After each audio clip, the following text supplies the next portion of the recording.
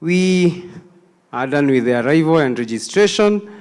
We shall have our first presentation will be by Sarah. Then we'll have a speech by our group CEO.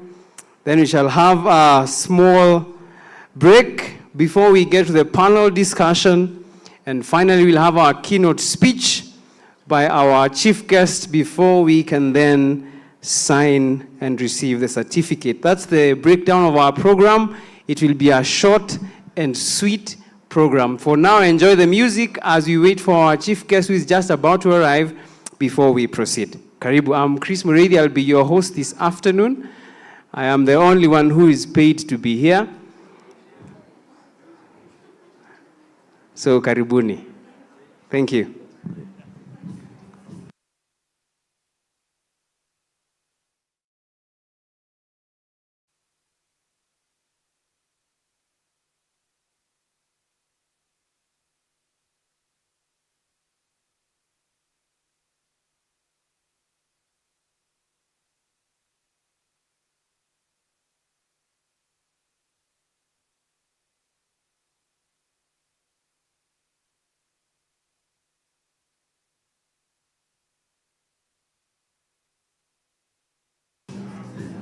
One more thing, we shall be having giveaways, so start acquainting yourself with the terms of sustainability.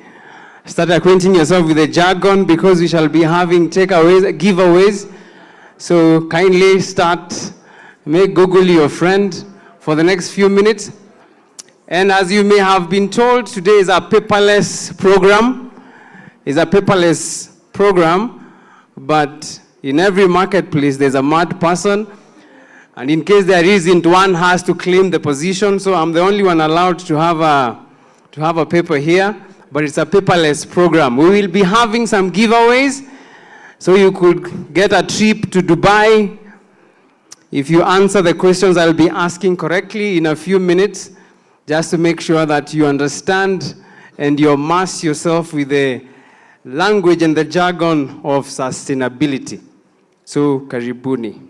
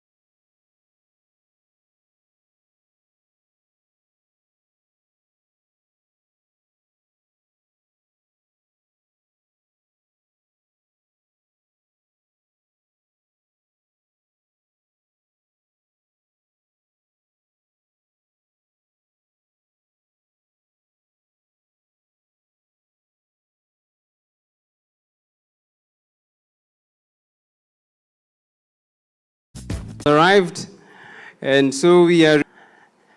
Yeah, it's a request. You just stand. We do something real quick. All right. I know you have been seated for way too long. I want us to spell the word coconut so that the bodies can get up. Then we can do something else that will keep you sharp. All right. So we are going to spell the word coconut. C on this side. O. C. O. N. And T. One more time. C. O. T. Now, I believe you are well stretched. Now, let's see if your minds are alert. So, we are going to say, I'm alert. Everybody, I'm alert. Okay, no. I'm alive. Alert. Awake. Enthusiastic. I am alive. Alert. Awake. Enthusiastic. Now, I'll take you back to primary school. We used to sing a song. Alert, awake.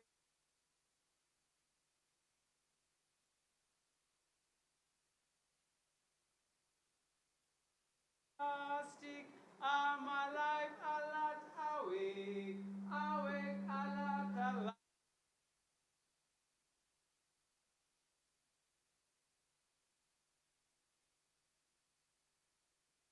Forgotten the song? The only thing that will change will be the tempo. The words will be the same, the actions will be the same, but the tempo will change considerably. All right? Are we ready? Yes. Are we ready? Yes. Together? I'm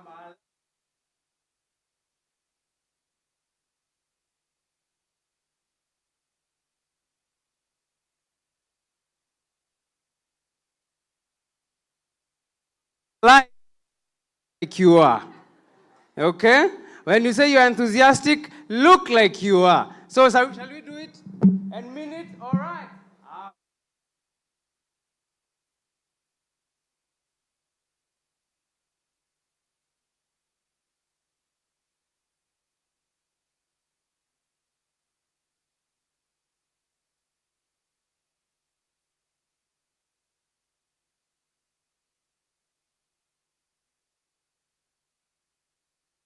Alert, awake, enthusiastic. I'm alive, alert, awake, enthusiastic. Awake, enthusiastic. All right, more tempo. I'm alive, alert, awake, enthusiastic. I'm alive, alert, awake, enthusiastic.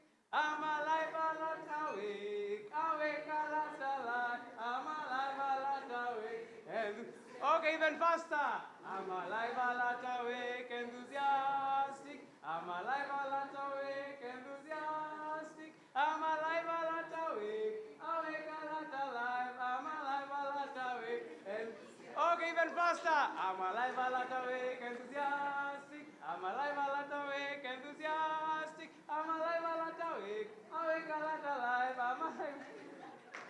All right, you may be seated. If I go beyond that, cardiac arrest will become a present reality for some people. Good.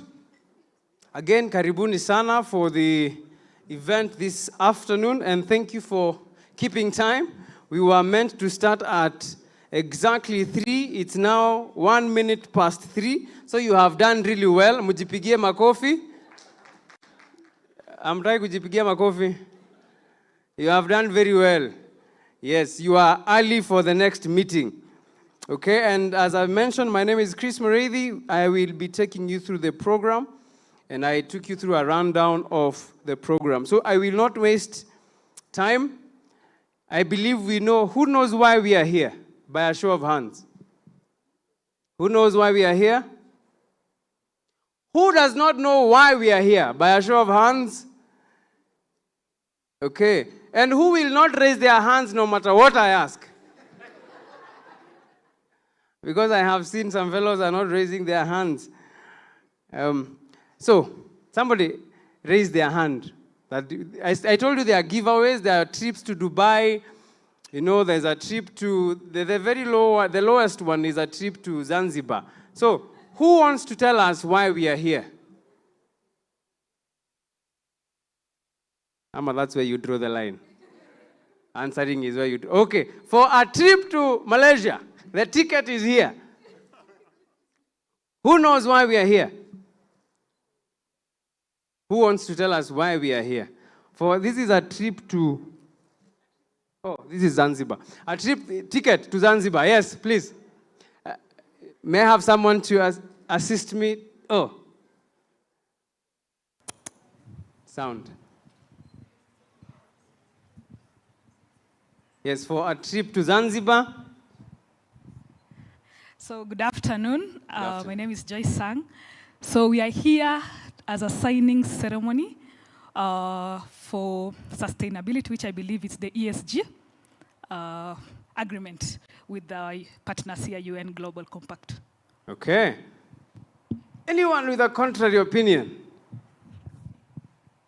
All in favor of that answer, say aye. Yeah, the ayes have it.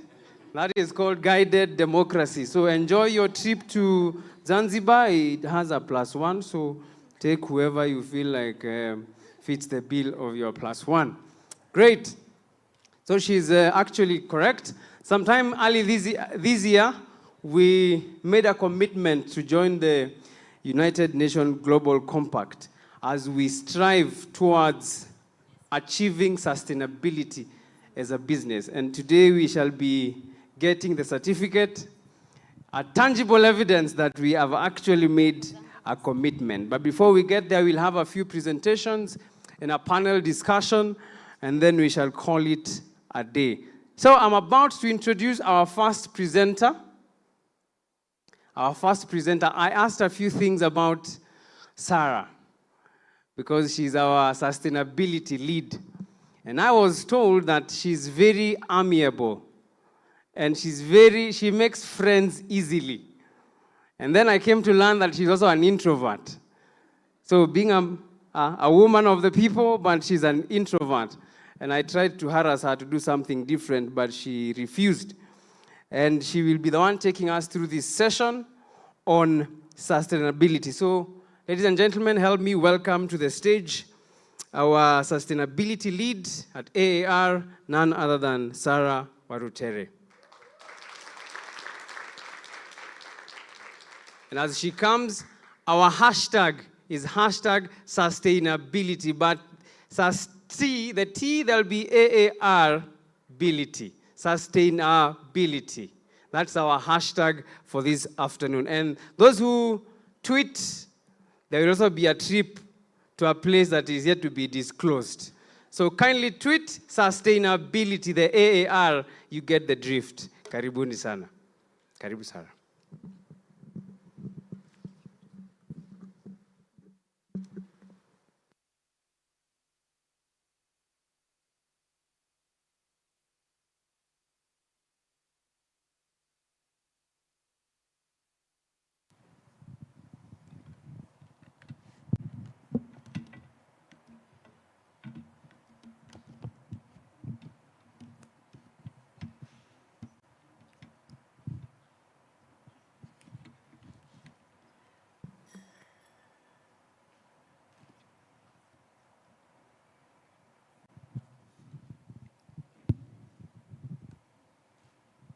This is what happens when you go paperless.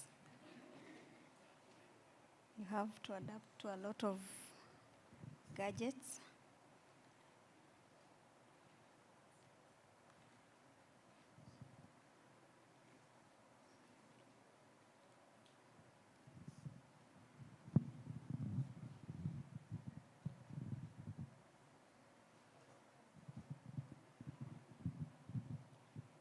Thank you. As it goes up, as the MC was making us play that game, I was just appreciating the diversity among us, because some of us were saying it was alive, awaken. Alive, awaken.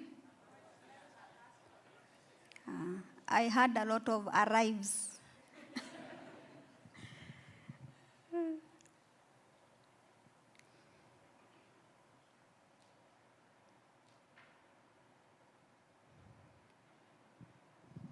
So,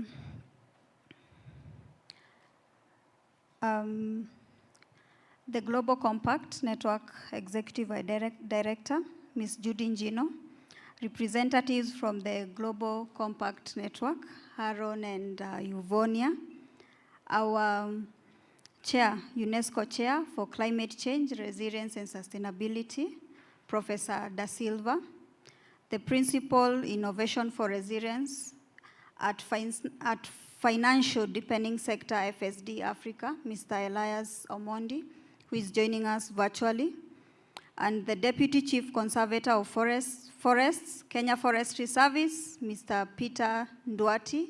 He is on his way. Our Group CEO, Dr. Patrick Gatonga. My colleagues, all protocols observed. Good afternoon. It's good to have all of us here. And maybe to clarify, I know we are used to those round tables that are low. Sheila told me the reason she's doing those high seats is purposely because of my height. So that you're raised, so that you're able to also see me. Anyway, today I'll be taking you through the sustainability journey for AR insurance. And I think MC has put it very well. And it's good to know and to hear that most of us know why we are here. So in this discussion, we'll only go through what sustainability is for us as AR Insurance, what our journey has been like, who is the team driving this agenda, and of course, the partners that are supporting us through this journey. So I know we'll define sustainability in different definitions on Google, but for us at AR Insurance, it's basically doing business in the most responsible way. If it is handling our clients, we handle them in the best way that we can. And it is also to us how our products, how our services, how everything we do as a business impacts the society and also the environment. And as a responsible business, as we implement sustainability, we'll be also accountable enough to make reports, which we call the sustainability reports. How did this begin? Or how did this begin? Our vision as AR Insurance, I know all of us know our vision. I won't ask that. It is to safeguard the health and the wealth of all. And on this vision, we have embedded the sustainability as part of the business model, which means in every small thing you do at your desk, you focus on what impact am I making? Besides giving that service to a customer, how am I impacting that customer as a person? As we see it as developers of insurance solutions, how do those solutions touch on our customers as people? How do those solutions extend to those unrepresented communities? So in our journey, and linked to our vision, we began by defining our ESG goals. And from this definition, we are linking ourselves or aligning ourselves to some global standards. One of them is what MC has discussed, which is the reason we are here, the UN Global Compact. We have the PSI. I know people have had PSI, but we'll go through it in the next slides.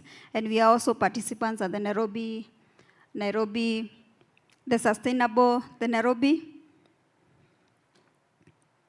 Sustainable Insurance Development. And just to add to this is to mention that we'll hear a lot on global standards, and someone will be asking, where are the local standards for insurance? We'll also go through that and understand why we are linking ourselves to more of global standards and not clarifying on why we are not linking ourselves or why we are here to link ourselves to local standards. Now, the next thing we did after defining our goals is determining what matters to AAR insurance.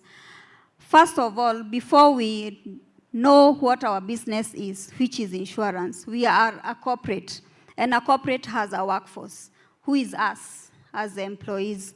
So the workforce is a very important aspect in our business. Then we go to what we do, the insurance products or solutions that we offer. And besides as we develop those products and give those services, our core business is risk management. So those are some of the key items as material to our business. And of course, as a corporate, we also expected to conduct business in the highest standards possible. Sorry for that. So after defining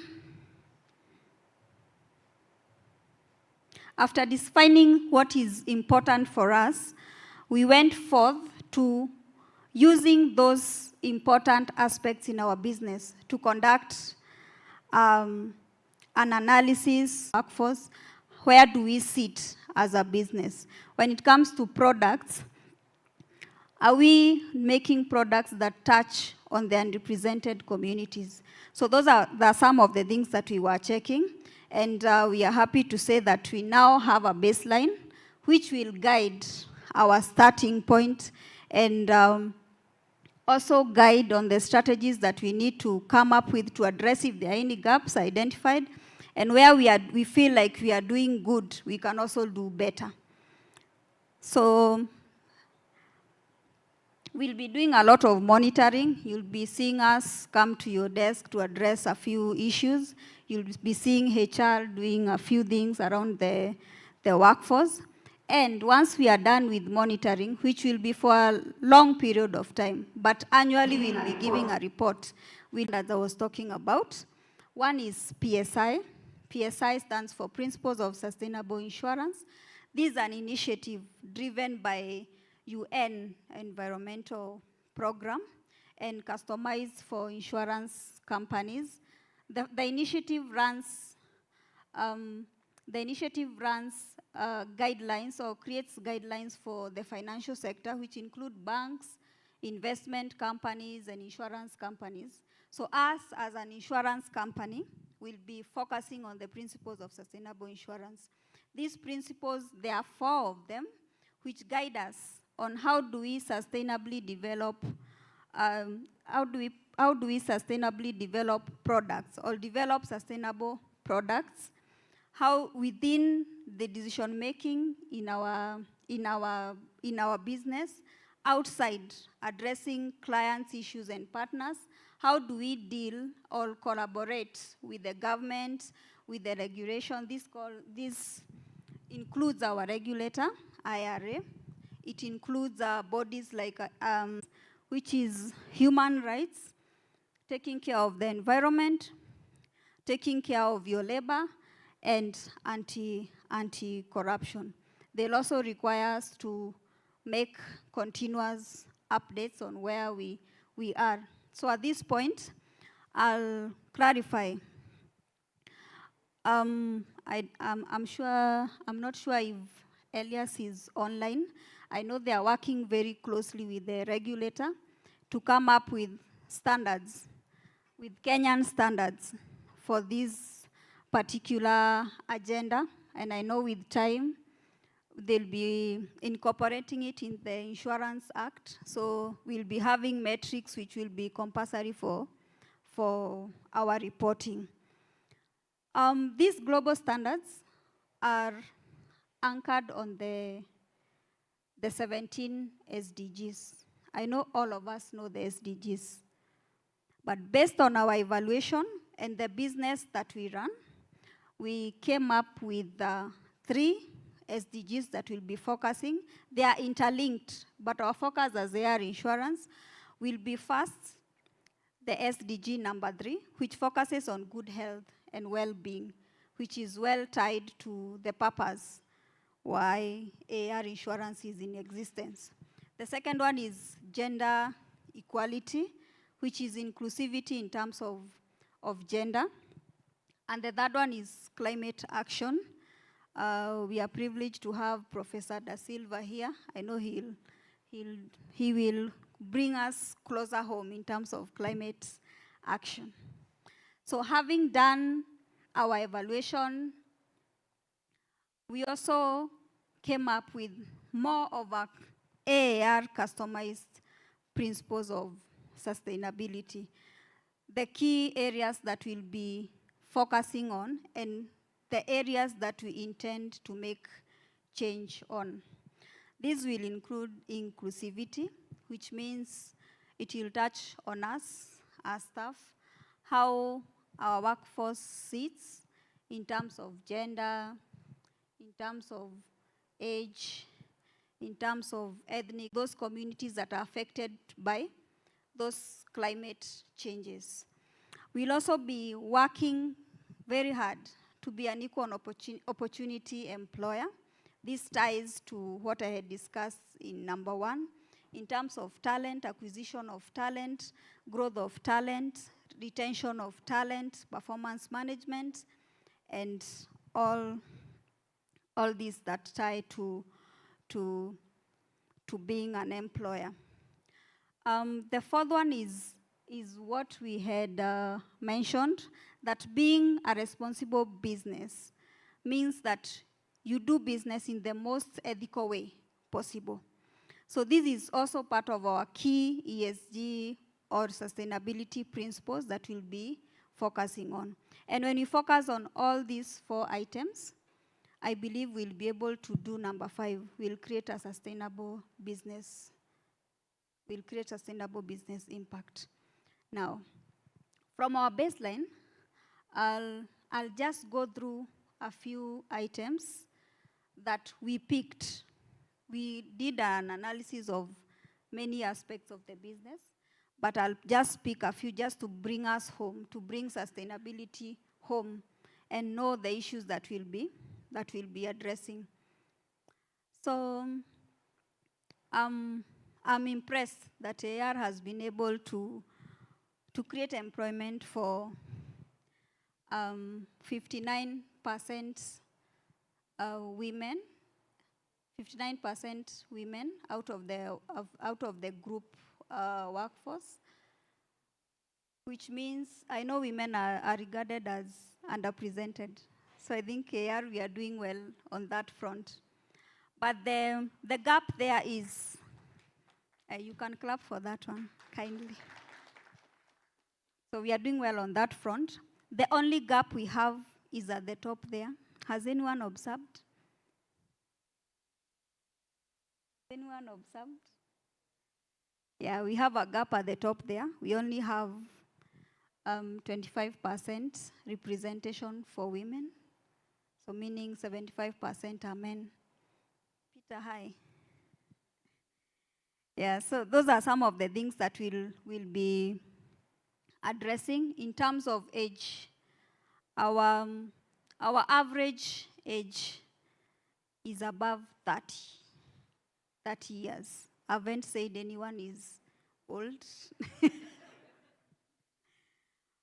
But the gap there is that we have less of Gen Zs. So I know commonly Gen Zs are known with, they have a lot of tech.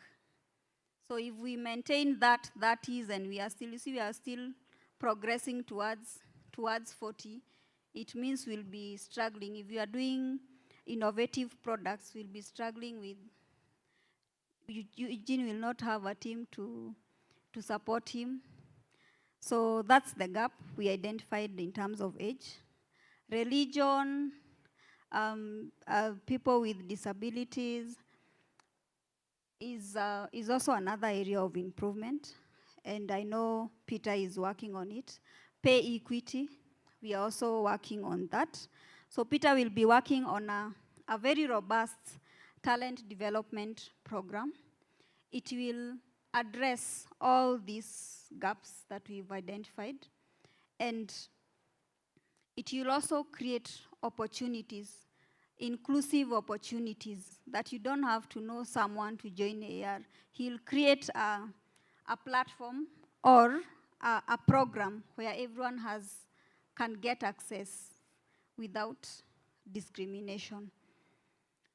In terms of our boardrooms, moving away from the workforce, we are also working towards creating a good mix in terms of expertise. We are also working on gender balance and also a good mix in terms of age so that we have an effective board or boards within the group. We've also checked our products, how our products sit. I know most of our products are, we call them traditional. They are more of traditional products. So with sustainability, we'll need to address needs that we haven't been able to access with our traditional products. We need to expand our innovation, and I'm excited that we now have an innovation hub where we can take our good ideas in terms of how do we address that client who cannot afford the traditional product that we have. How do we create financial inclusion by enabling them or giving them a solution that they can afford? And I know we've started, but I'd plead with us to keep giving those ideas. I know Wesley was lamenting that we are taking a lot of selfies at the hub. Now, as we take selfies, please let's drop those good ideas so that we push the business to be more sustainable. We also need to reach out to our part. This includes part of our members who have conditions. I know we've put, like the traditional products that we have, we know the limits that we put. Maybe you have a chronic illness, such.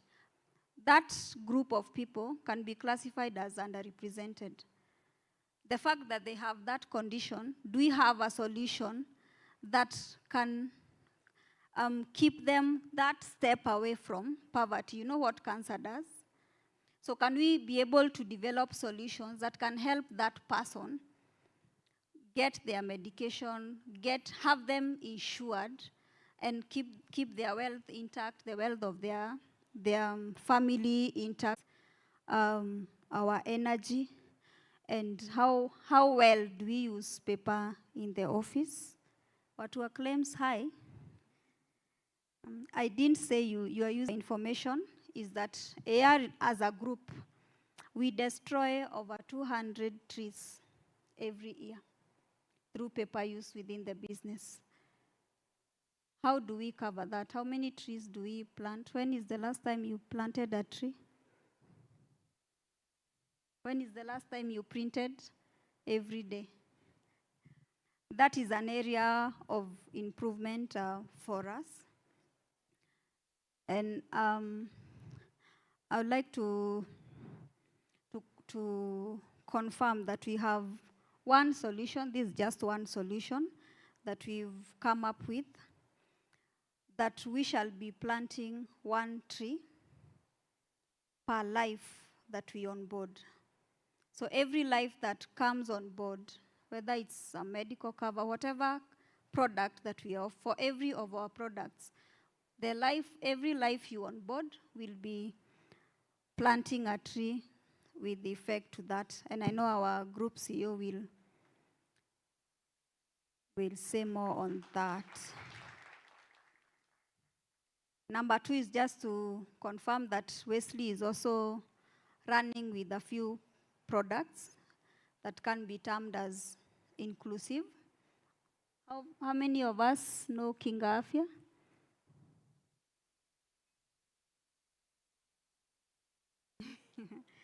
Yeah, Kinga Afya is one of our products that creates financial inclusion within our communities, and particularly those people using public transport. So anytime you're in that matatu, you are covered along your journey, which means if they don't have a medical cover, Kinga Afya is on board to protect that person. We are working on more products, and as I said, let's keep those ideas coming, and let's utilize the Innovation Hub.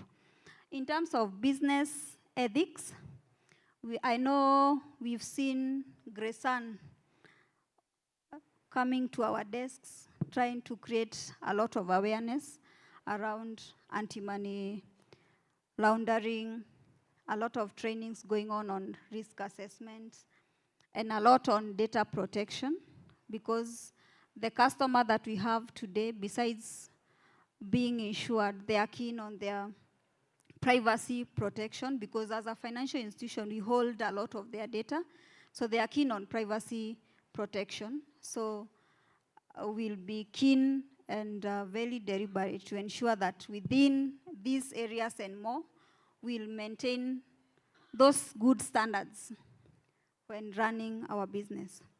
As a business, we'll also be very accountable and transparent as we do our business.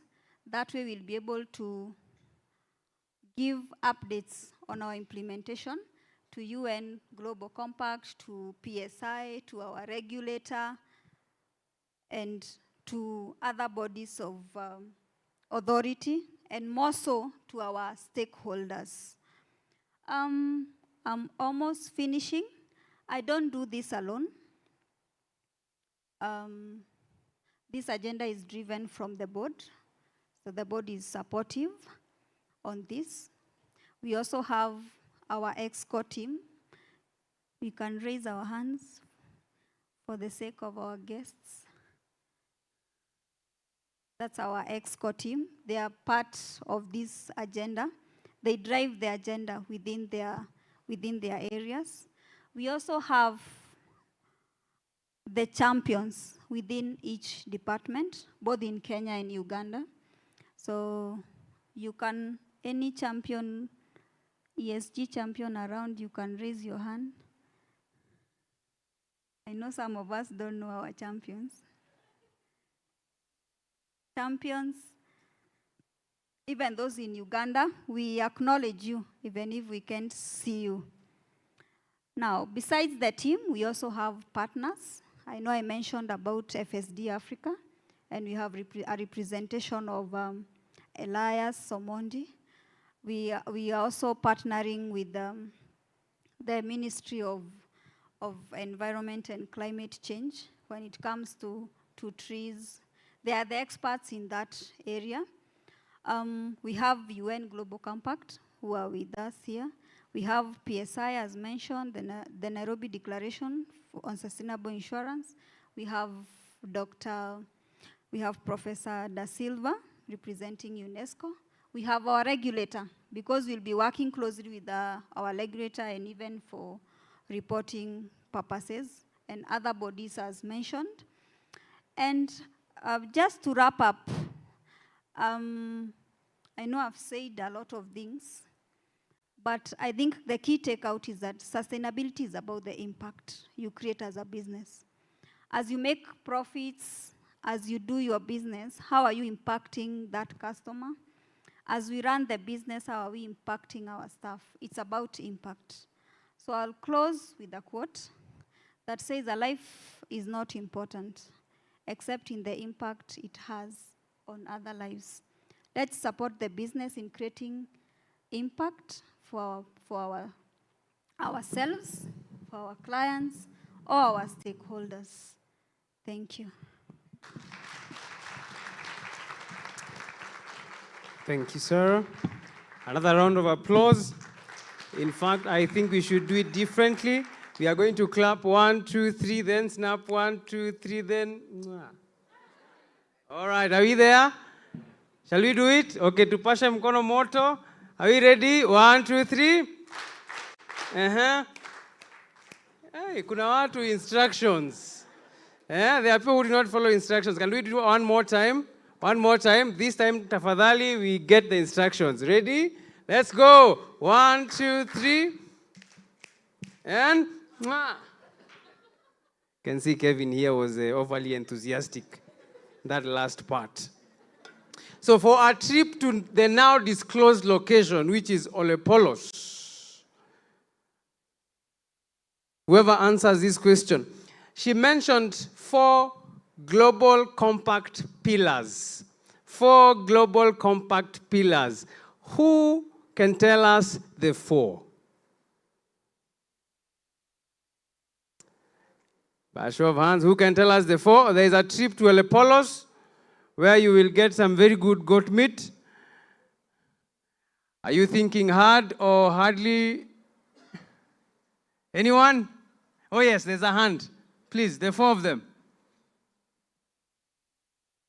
Human rights, anti-corruption,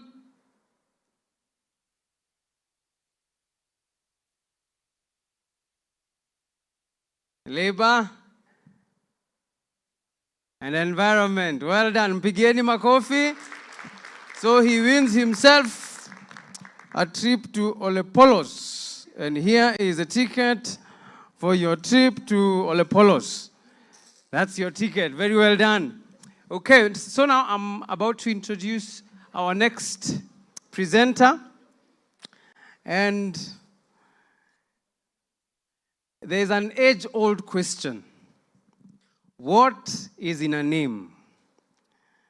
I discovered the power in a name when I got to the university, where I met this lady from Taita Taveta. Her name was Celestine Masumbuko. Whenever we did an exam, she always had cases of missing marks. You would from time to time find that there was power everywhere except her room. When she did her final year project, the computer crashed last minute and she had to start over. And on the graduation day, her name was missing from the graduation list. And later, when she received her certificate, her name had been misspelled. I wondered why misfortunes seemed to follow her everywhere, until I discovered it was all in the name, Celestine Masumbuko. But the parents of the gentleman that I'm about to introduce did not make that mistake. When he was born in a Mabati hamlet deep in the plains of Maasai land, his parents looked at this bundle of joy, though I hear he was a big child, so he was more of a heap of joy than a bundle of joy. And due to his size, you can bet he was not born, he was delivered. They looked at this boy and gave him a name that is translated to mean a rich man. Their dream for him was to be a rich man, but that dream seemed to take a wrong turn when this boy grew and started having dreams of his own. And his dream was to be a tourist vehicle driver, and later, a truck driver. But ultimately and thankfully, he found himself in the corridors of medicine. This gentleman may not have learned to jump like the Maasai, but has learned to jump through the ranks of the corporate ladder, and now sits as first among equals, and by implication has lived up to the name a rich man. Ladies and gentlemen, put your hands together as we welcome to the stage our very own AAR Group CEO, none other than our very own Dr. Patrick Gatonga. Karibu sana. Pigeni makofi. Kama upigi makofi, it is career limiting. Thank you. Thank you, Chris, for an overly glamorous welcome. He always has a cheeky way, so I'm always wondering what he'll say next.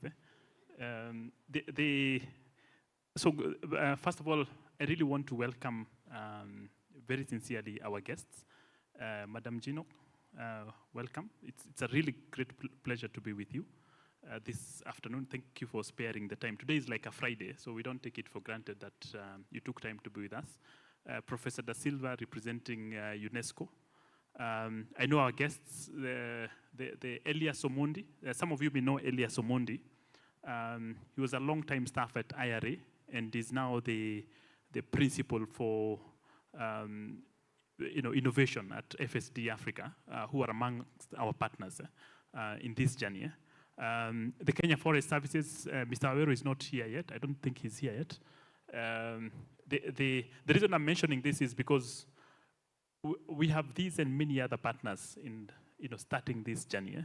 I say it's a start. I know we've done quite a bit, but I think it's really the start, and not just the start of a journey to do all the things. Sarah, it amazes me how much she's become an expert at sustainability, isn't it? She's now a local expert on ESG, on sustainability, and it's just amazing how far we can go when we put our minds into this. But I just want to mention, one or two things. As I said, Sarah has said everything I would have said, so I don't really need to speak much. One is that this is a journey that's very dear to all of us, and I hope it's a journey we will connect with personally, be proud of. The good thing is that there is hope to this.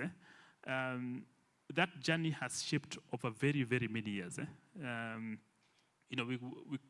We can all sit here and go out and ask and just live with that reality. But I think there is one question we should always ask ourselves. Is first of all, how did we get here, and how do we get out of this?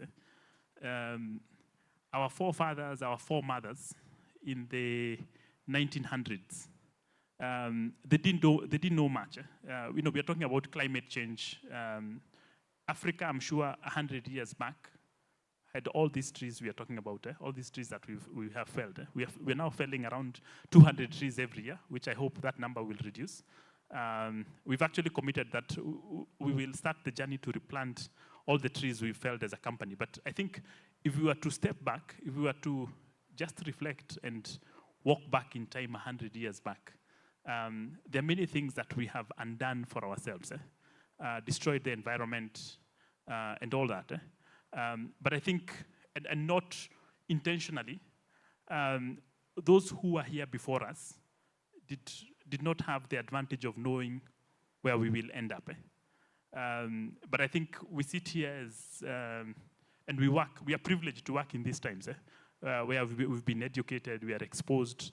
There's internet connectivity, there's globalization. If you want to understand what's going on in San Francisco right now, all you need to do is get on the phone, isn't it? That would never have happened, not even 100 years back, 30 years back. People did not know the effect that we didn't know the effect of vehicles would have on emissions, keeping cattle and all this. So inevitably, we found ourselves where we are. But I think the biggest asset we have is that we have the privilege of information to live in this day and age, where we know exactly what it will take to reshape our part of the world. And there's no one who's going to do that for us. We can sit, expect support, expect help, but no one can do that for us. And to bring it even closer home, many of us relate to this story. Chris, where's Chris gone? Chris just introduced, saying, I was born in a Mabati hamlet, but it's true. I'm not the only one. Many of us here, I'm sure if I asked Kiprop, he was probably born penetration. I think it's time we became the solution to that. And I think practically that's what this is about. It's about us showing up, telling ourselves we've got what it takes to do the little we have to do, because the lifespan of human beings now, at best, 80 years on average. You'd have to be in Japan to be at that level.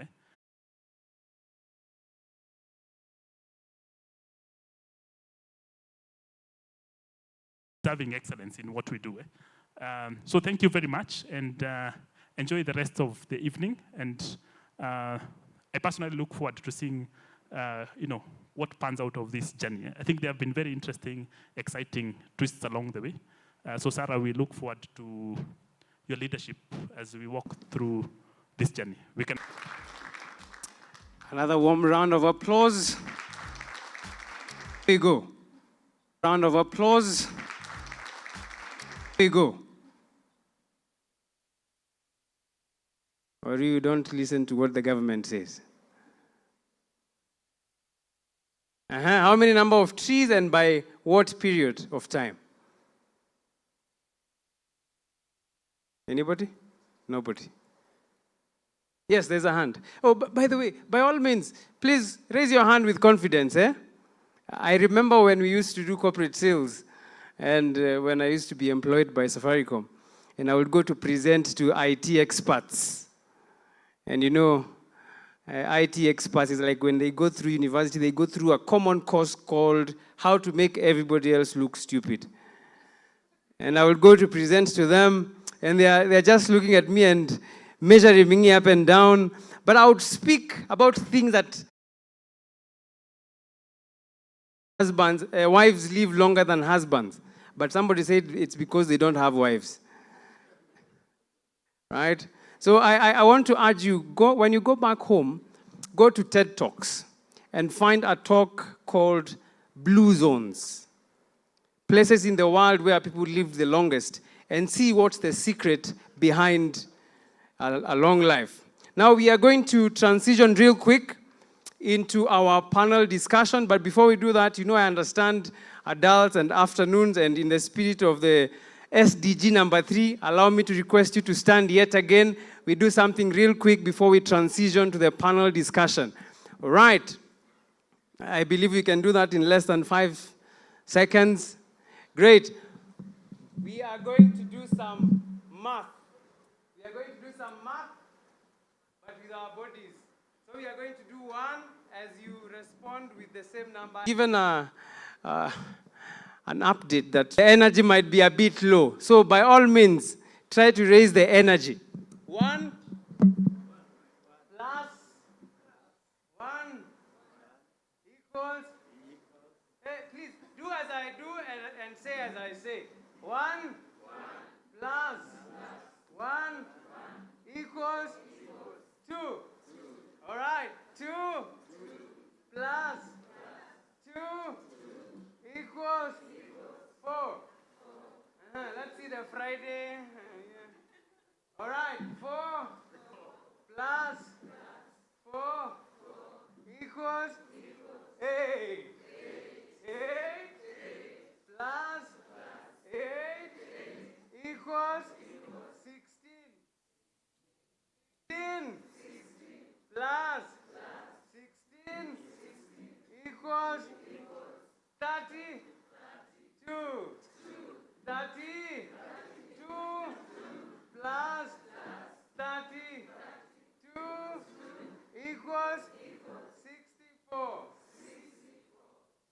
64 plus 64 equals, we all know it, 1. You have done very well. So we are now going to, I will request, can invite the panelists, and we get this done in the shortest time possible. So the band, take it away.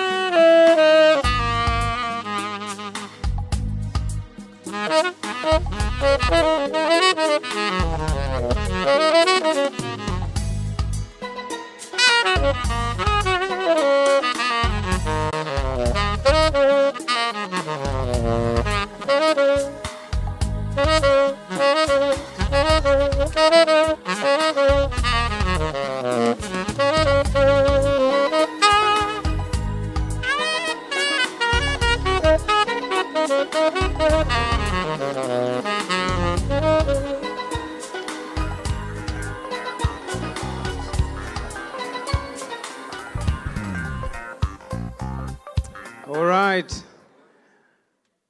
Thank you to the band, and thank you for keeping time. Those who are outside, we request that you join in so that we get started with minimal interruptions. Those who are outside, we request that you join in. Remember the hashtag #SustainAARability. SustainAARability. That's our hashtag. And remember the top tweet.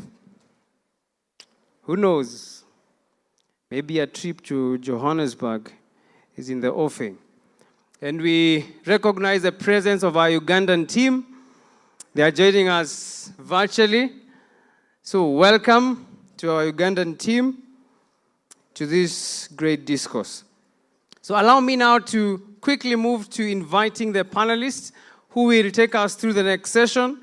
And this is a point where, in case you have a question, you can get your answers. And I will be introducing the panelists.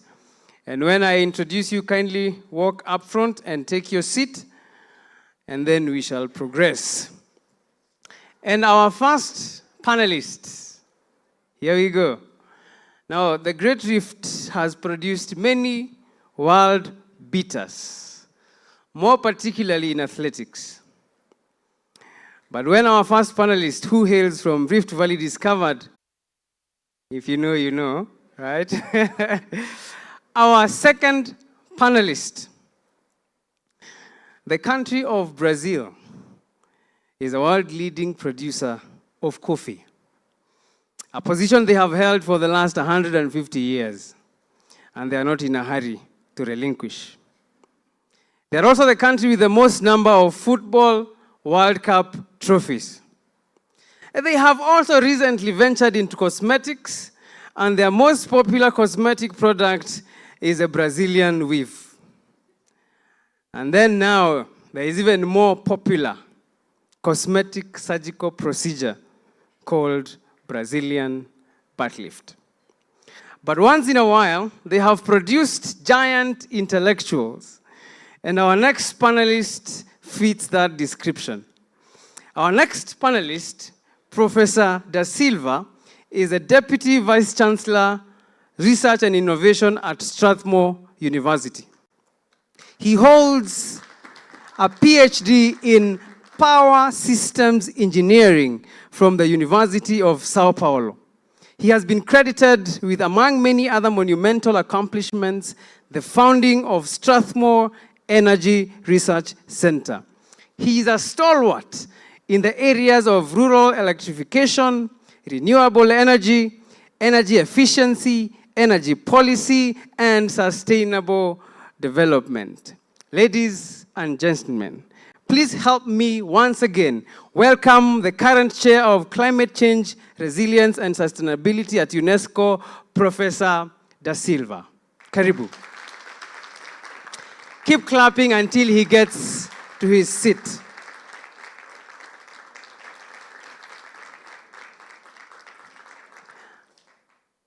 Virtually, allow me to invite our next panelist, who I believe will be joining us virtually. I looked up the name Omondi, and I learned it is a Luo name given to male infants born in the morning. I also looked up characteristics of people named Omondi. And Google says that they are possibly intelligent, intuitive, and graceful. And that pretty much defines our next panelist. He gracefully serves as Principal of Innovation for Resilience at FSD Africa. He has intellectually developed policies and regulations in the financial sector in Africa, Asia, and the Caribbean. And he almost intuitively understands the value of infusing sustainability in our business models. Ladies and gentlemen, put your hands together as we welcome our next panelist from FSD Africa, Mr. Elias Omondi. I believe he will be appearing on your screens soon enough. All right. Great. Our next panelist. Now, you know, this panel would neither be complete nor inclusive without a feminine touch.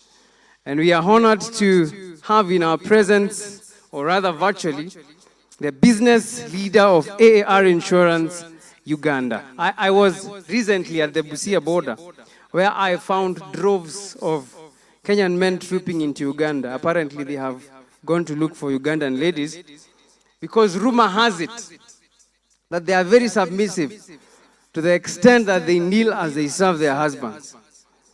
I read somewhere that Uganda is one of the few countries in the world where you do not need to create time in your busy schedule to fear women. You are better off using that time to worry about other things like democracy. But one thing that we do not have to worry about is AAR Uganda, because at the helm, we have an indefatigable business leader who has mastered the art of leading not by authority, but by influence. Ladies and gentlemen, please put your hands together as we welcome Christine Nasuna. I believe she's on your screen. Last but not least, on our panel, allow me to call back Dr. Gatonga, who I had invited earlier, so I will not repeat his introduction. Karibu sana. Now I want you to, I believe everyone here has their microphone. I want you to pick your microphone and say a word, say hello to the audiences as those online also come through.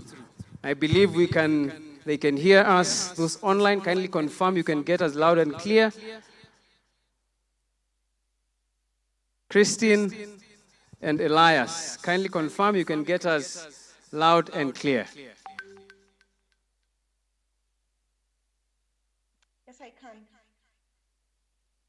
I think either we are on mute or you are on mute, Christine. I can see your lips moving, so I imagined you're talking. All right, as we wait for that to be fixed, I will request that our panelists here to say a word before we dive into the subject matter of our discussion. We'll start with Prof. Okay, I need boundary conditions because obviously I can't talk. Yes. So if you want me to say something in a minute, I am an electrical engineer by profession, and I am very committed to renewable energy. So they actually call me Kamau wa Solar. Yes, and I am very fond of getting things done. So I run when I hear of a group called NATO. It's not the North Atlantic Treaty Organization, that's no. NATO is no action, talk only. So when I hear about these people, I run away. Yes. So today here, as I'm talking to very wise people, I believe that you all have some relatives up country. And if you do, and if they are still using Koroboy for lighting and putting their mlikmwizi in a bicycle to go and charge in the nearest town, you are found guilty of being NATO, okay? You talk nice sustainability, but you do not act. And remember, 1 gram of action is more precious than 1 ton of talking. Well done. Justine. Thank you. Good evening, everyone. Good evening. I think for me, I don't have much to say. Just to say, other than to say that today is a great day in terms of our ESG agenda, that we are at a point where we want to demonstrate our commitment to, living the principles that we have picked. And just as Prof has said, that we declare, commit, and actually go and live the principles that we aspire to show. What I know is demand is huge out there for companies to be sustainable, for companies to be concerned about sustainability. And it's not just about climate change and the environment. It is more around the values, the principles that govern our businesses. And as you all know, issues of corruption, issues of anything ethical, ethical standards. So it's beyond just environment, but also, and more so how we treat our business partners, our customers, the regulators, and everyone else that we deal with. That way, we will live the sustainability. And today marks those milestones that we are working towards achieving the dream that we have when it comes to the UNGC, the UN Global Compact. And all of us here have a huge role to play. And in our own small ways, the way Professor said and has been presented also today, is to always assess the opportunities that we have and ensure that we do everything sustainably. So for today, that's what I'd say in a lot of words. Thank you. Right. Thank you. Secretary. Yes, I don't want to say much. I think I had already said enough. First of all, good evening once again, everyone. I think for me, it's just to say that I'm looking forward to what we can all do at an individual level. I've seen when we really commit and do a little contributions every day. If you're designing a product, putting some inclusive element. If you're a manager looking to hire someone, thinking of it from an inclusive or an ESG perspective. If you're serving customers, trying to reach more and more the underserved, and where we can't reach, bringing back the feedback so that we collectively see how to do that. I'm really looking forward to us actioning these things on a daily basis.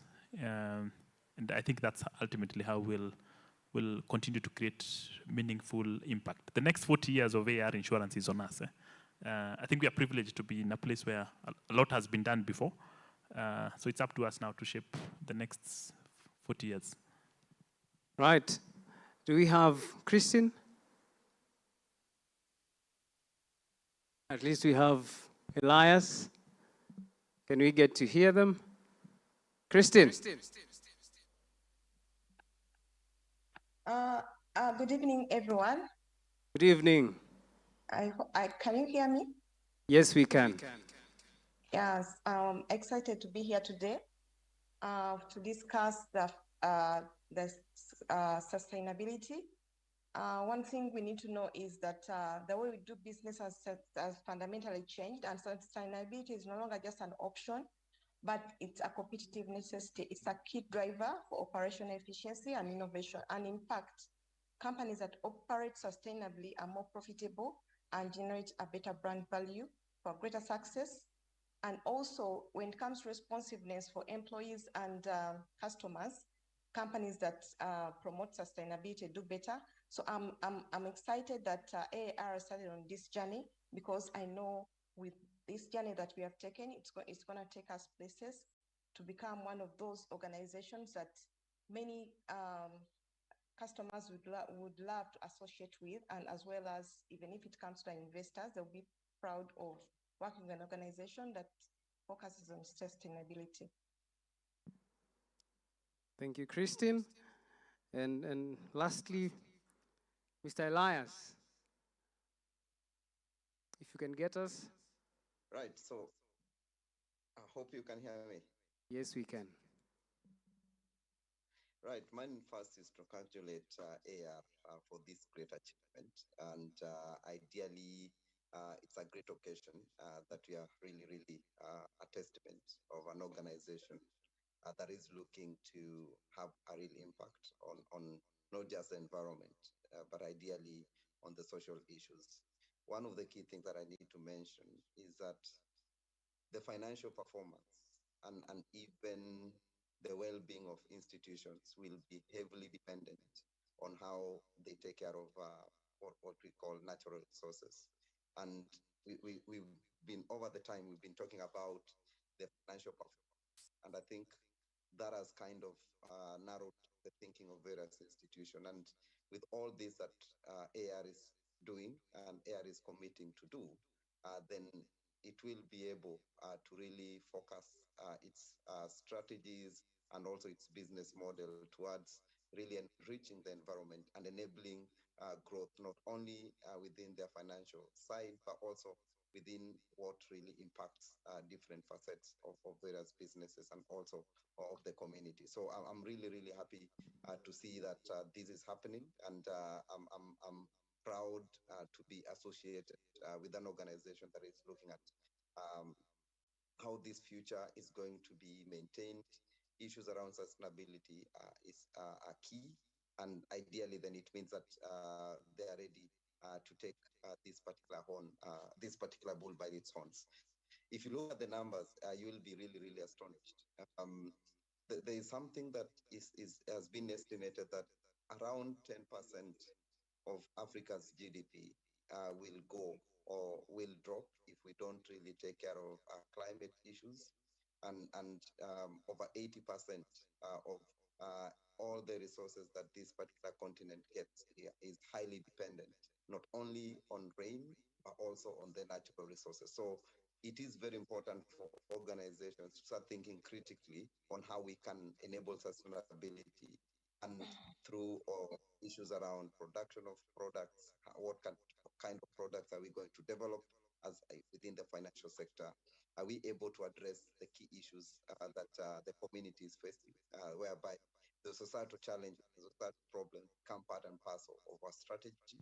And that is what, by signing this particular certificate, being awarded to AR, they're committed into being part of providing solutions to particular societal challenges.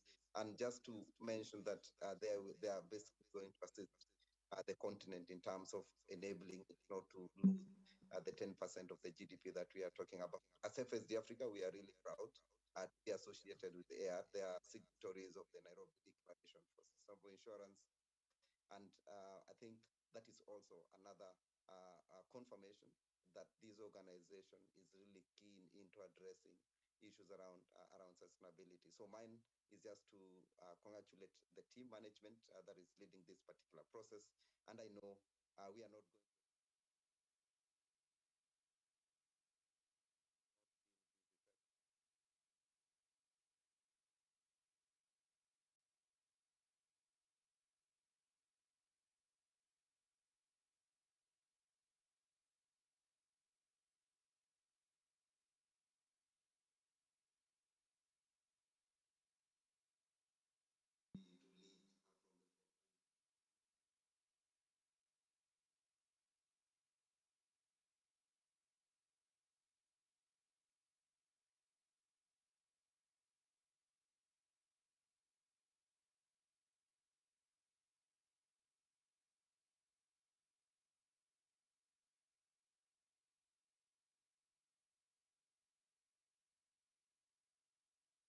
Thank you, Elias. A round of applause to all our panelists.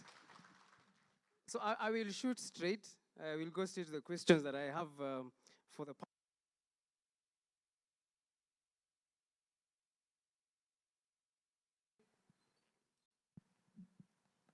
Great, and I will start with Prof. You mentioned NATO. No action, talk only. And I remember sometime last year at COP26 in Glasgow, I remember a speech by a Kenyan climate activist. Her name is Elizabeth Wathuti. And she gave a very moving speech with a clarion call to those in attendance to open their hearts and act. And she was visibly frustrated by too much talk, but too little action. So in your experience, what are the most significant challenges that organizations face when integrating sustainability into their core business? Okay, thank you very much for this opportunity. I was also in COP27 in Sharm el-Sheikh in Egypt last year, and it is so impressive how people are good at talking. That's beautiful, you know. Somebody just stands there and almost makes you go into tears, you know, so moved. But, you know, you do a bit of research and then you see that that individual has been there the year before and was saying the same thing, and the other year also, you know. So I do believe that sustainability, it has to come with, as like AAR is say, guys, we are committed. And then as one, we say, yes, we are committed. But then we have to go and get things done. Yes. For me, as an electrical engineer, and for someone who cares for really the environment, I say, if you don't study the stuff and you get data and think about it and get some conclusions, you go nowhere. Yeah. So that's why it is, I think, Patrick, you are the one who mentioned that today, because of the internet, we have access to anything, isn't it? Any knowledge we can. So go and read. There is one revolution that is going on right now in the planet. And this revolution is called the 3D revolution. It's not three-dimensional, you know. 3D revolutions is that the first D is decarbonization. Decarbonization means that Kenya Power, before switching on the thermal powers in Athi River here, they have to exhaust the one of geothermal in Alkaria. They have to exhaust all the ones in Tana River. They have to exhaust the ones in Turkana, the wind, you know, which is 12% of our installed capacity. Yeah, and eventually they have to throw onto the line the dispatching the ones in solar, Garissa, you know, Kisumu, Eldoret, etc. You do need to do that. And if you don't do it, doesn't matter what you say. They say what you do speaks so loud that I can't hear what you are saying, you know? Yeah, so that's the thing. So decarbonization is for you and me, as I mentioned, the Koroboy, or for my brothers in Uganda, the Tadoba, it has to go. It has to go. And then also this issue of using charcoal and firewood for cooking, it has to go, and it begins with you and me. If you buy charcoal for cooking, you are found guilty of being a NATO member. You see, the other day, it was 2 years ago, but it was so embarrassing that in the newspaper, there was a request from State House for serving them with charcoal. Can you imagine a country which has only 7% of forest coverage? Yeah?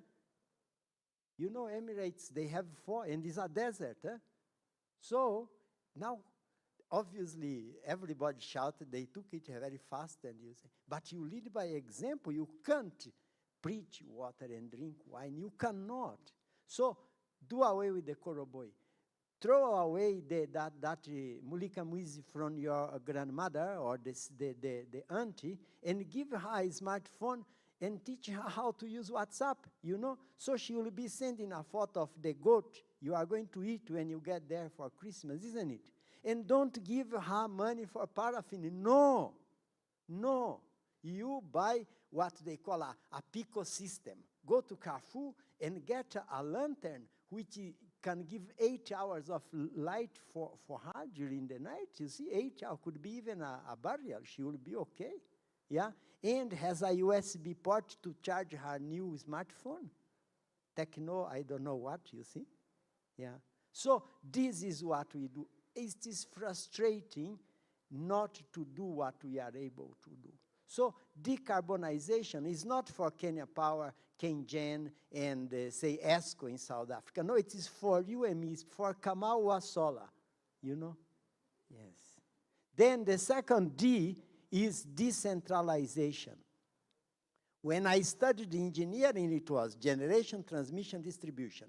Generation in Alcaria, transmission to Narok, then small 11 kilovolt lines in around town, and then you have a socket where you pick your 240, isn't it?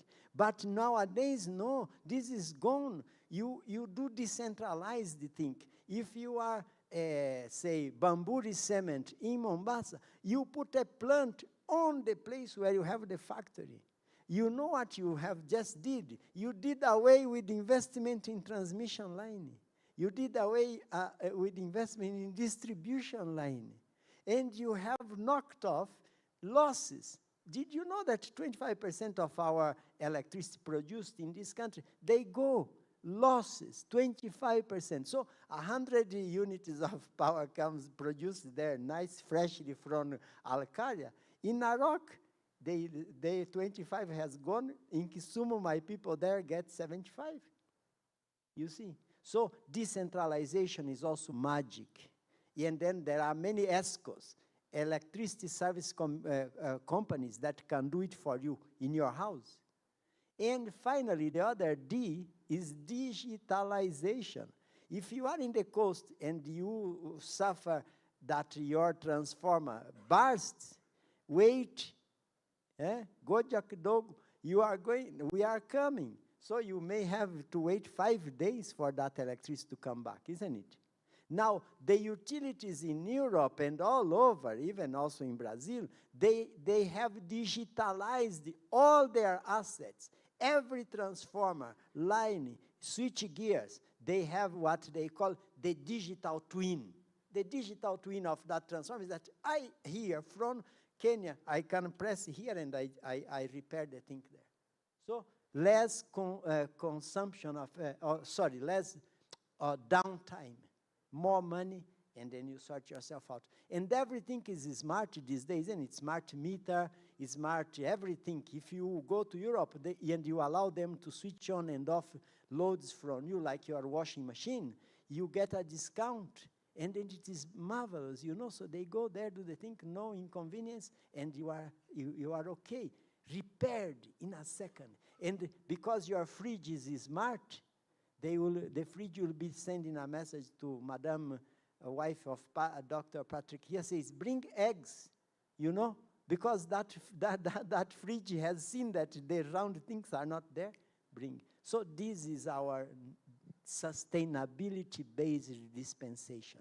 Yeah, thank you. And I picked one thing that it starts from us as individuals. Even as we look at the corporate sustainability, it has to start with us at an individual level. And Dr. over to you now, specifically to the insurance industry. I believe we are on the journey of integrating into the framework, or into the global compact framework of sustainability. What are some of the challenges specifically to the insurance industry? I think our biggest challenge is related to NATO is execution. I don't think we have a shortage of what needs to be done. It's not for lack of awareness. We know very well what needs to be done.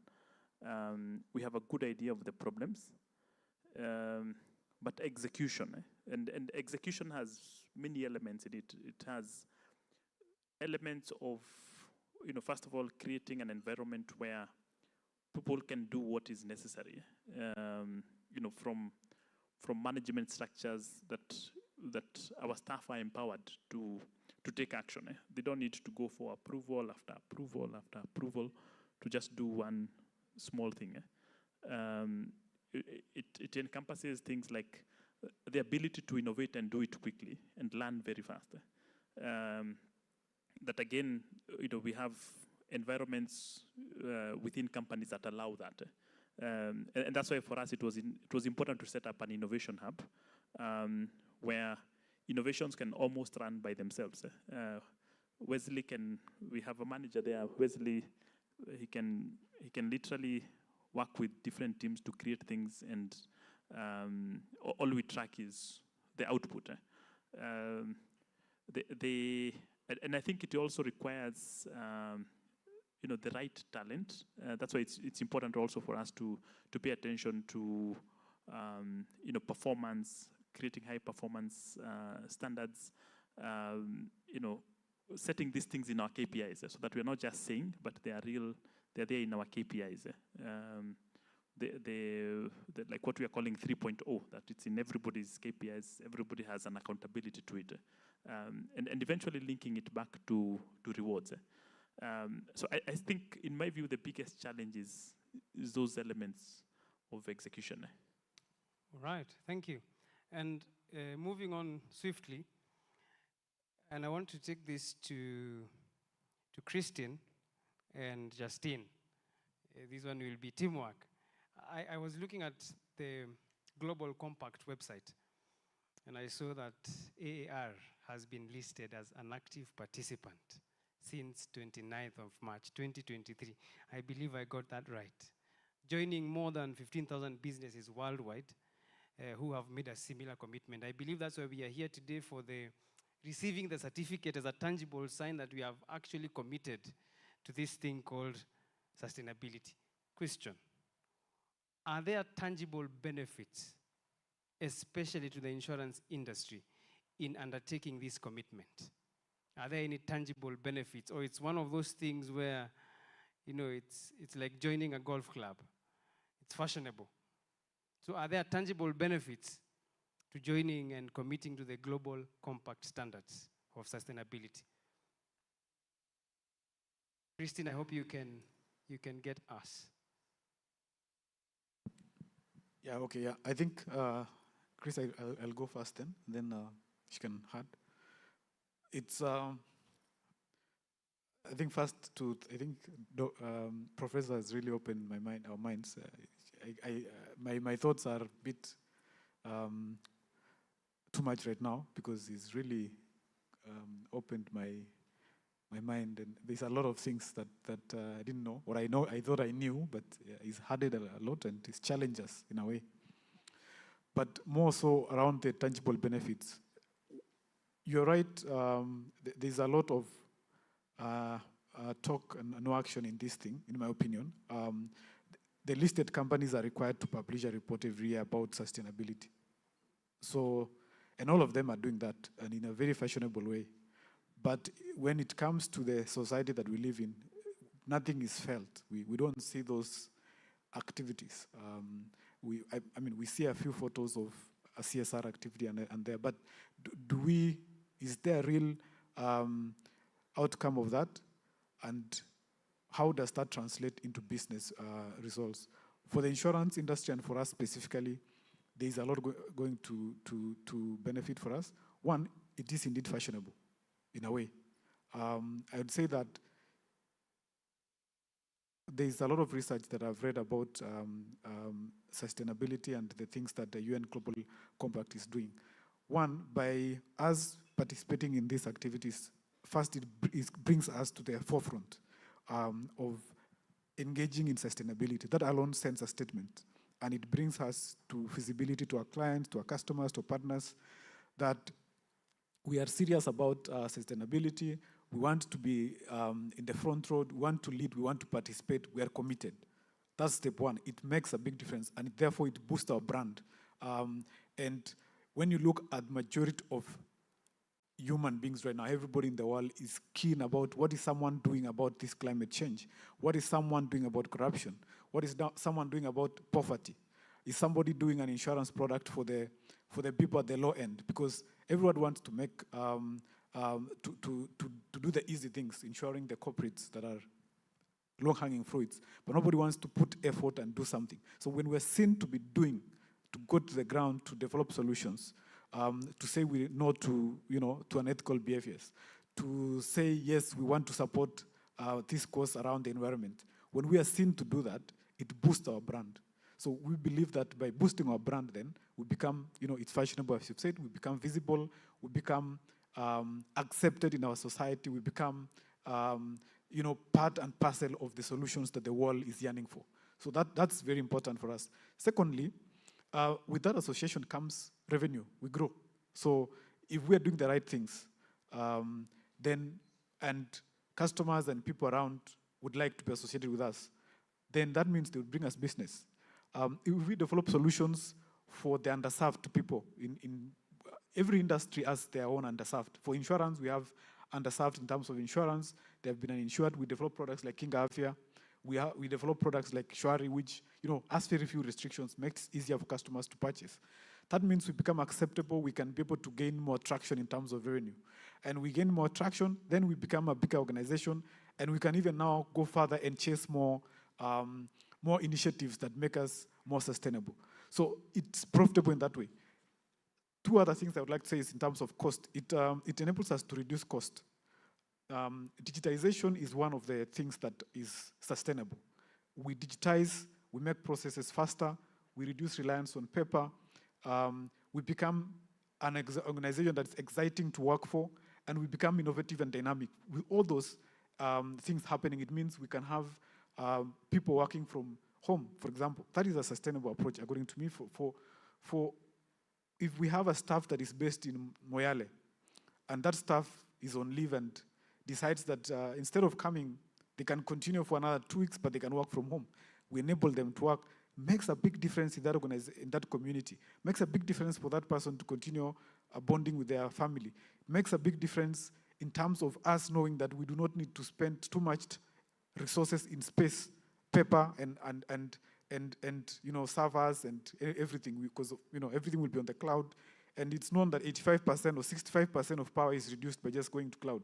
So that again reduces cost, makes us more acceptable. And the example I just gave, for example, for Moyale, I think as an example, is a real thing. I think HR will tell you, we were recruiting a few people a week ago or so, and I asked him to relook at the list. It was not showing the face of Kenya, and they went back, and they found some people, about 3 new staff who will be joining us hopefully, and they all come from the communities that we feel are totally underrepresented. And I give an example. How many people know members from, let's say, Teso community?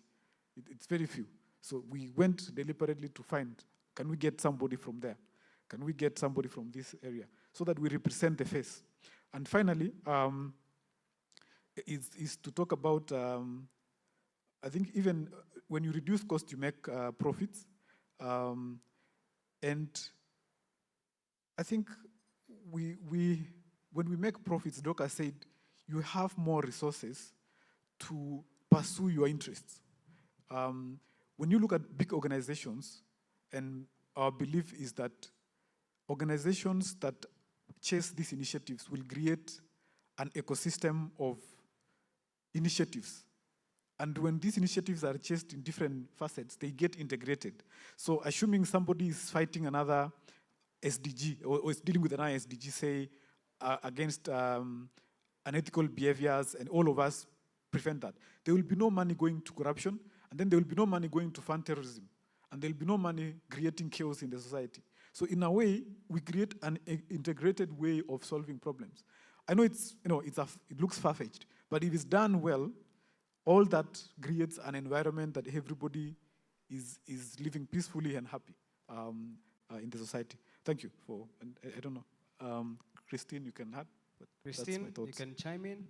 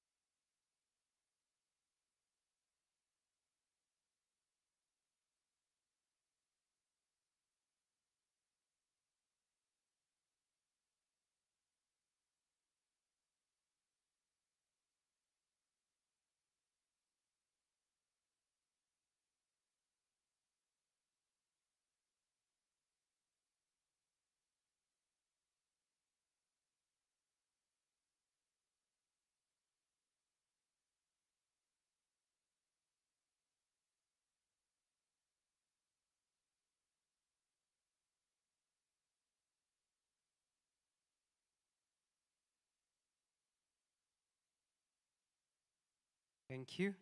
And Elias, I believe you're still there. Because from your profile, I have seen you're very well traveled. You have been to Asia, you have been to the Caribbean, you have been to even places where the sun does not shine. Now, the question I would want to pose to you is, what are some of the success stories or best practices that you have in your vast experience come across, especially that relates to the insurance industry or other sectors as far as sustainability is concerned? Are there companies that have successfully integrated sustainability into their business models from where you sit?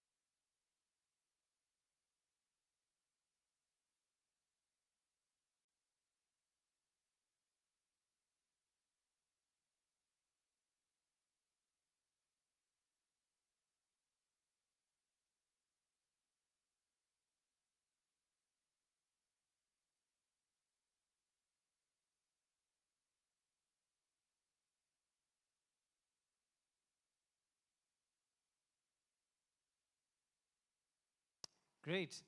And as we near the end of our discussion, I want to, before I then give each of you 30 seconds for parting shot, I want to hear from Prof. As you can see, the organization is committed to the journey, and that's why we are here. Are there some cheat codes that you can give them or some recommendation that will ensure that this program becomes a success? Okay, I really have some piece of advice to give to AAR. First, congratulate him because yes, you are in a league of or different. You know, you are global now, and Strathmore is also global. We were there before, isn't it? Yeah.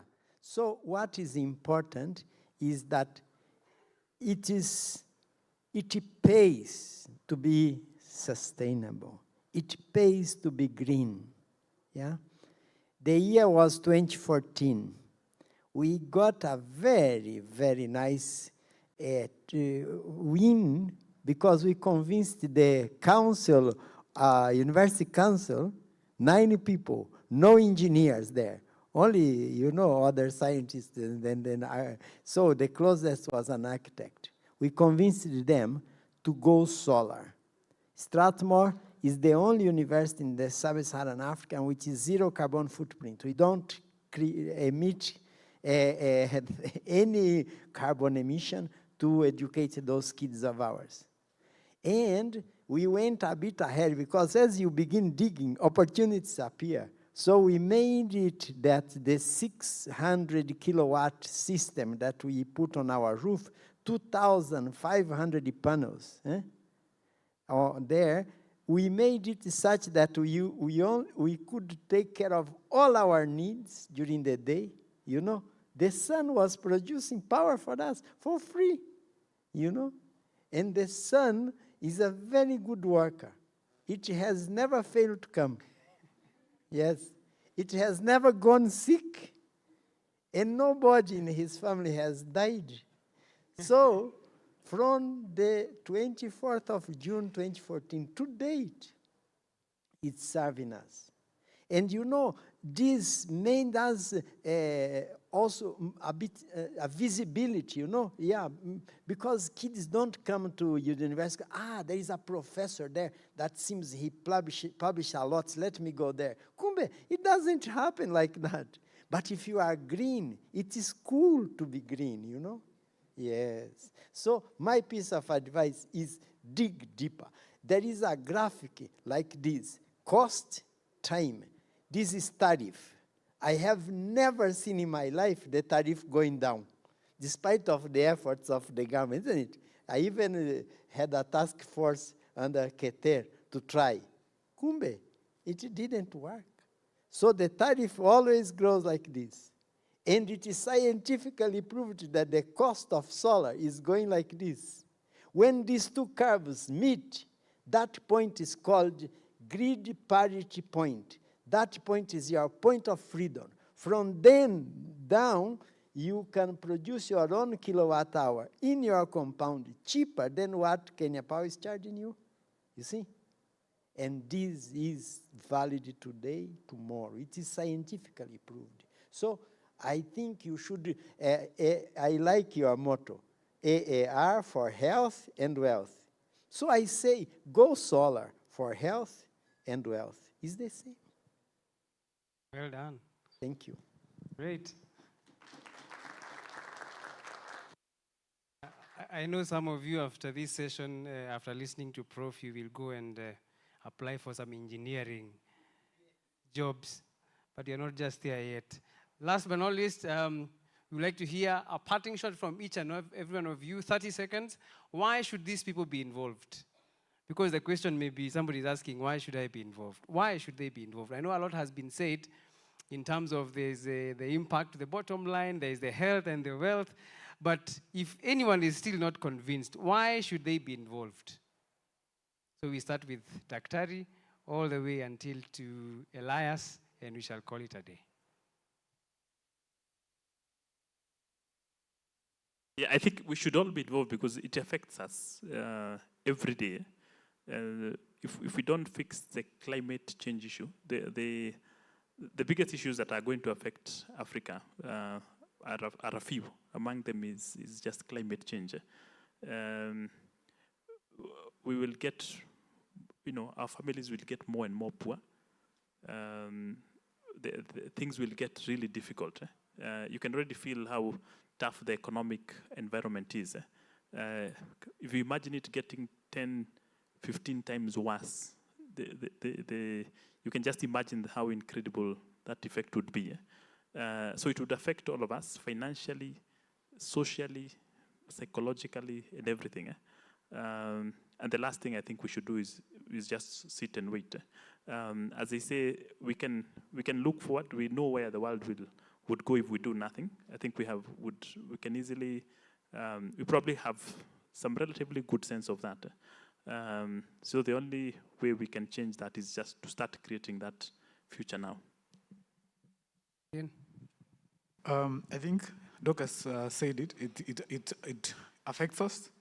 I just wanted to give an example. I forgot the name, but there's a large telescope, maybe Prof would know, that was deployed last few years, I think last year, to space, I don't know. And this telescope was to search for life and to search for possible planets that we can migrate to. And it has been discovered that most likely, this is the only one we have. And knowing that this is the only one we have, it has been also suggested that if things go the way they are going, we only have less than 200 years, maybe roughly 100 to 200 years. And they had to again become the rest of the planets that cannot be inhabited. So then it means we have one choice. I know Elon Musk has been trying to come up with options to go to another planet. So even him, he doesn't know where we're supposed to go. And even if we were to go, not everyone will be able to afford to get into that that machine. I don't know what it's called, spacecraft. Because just like any journey, it might not. You've seen the last test that they did. It failed, and he said that before it started that there's a 10% chance of success that this machine will go up. And he said that if it goes up even for 10 meters, he would be very happy. And it went up, I think, for like 100 meters. And it exploded. So what I'm saying is this is the only home we have. We have to do everything we can to protect it sustainably when it comes. I think the other things of corruption and other things, we can always easily live and manage them. But this one is humongous, is a giant. If we don't deal with it, maybe the 100, 200 years is even shorter. So this is home. We have to live our generations. The doc has said that will come, be very proud of what we have done and continue the journey of making this world a better place. I think 12 years ago, I remember I did an interview for a graduate program, and I was asked, now that, and from that day, my mind has always been different, knowing that these are 2-3 quarters, maybe, remain. This Global Compact initiative, the initiative around sustainability, is one of the platforms that all of us can take and participate to make an impact in the world that we live in. Thank you. Right.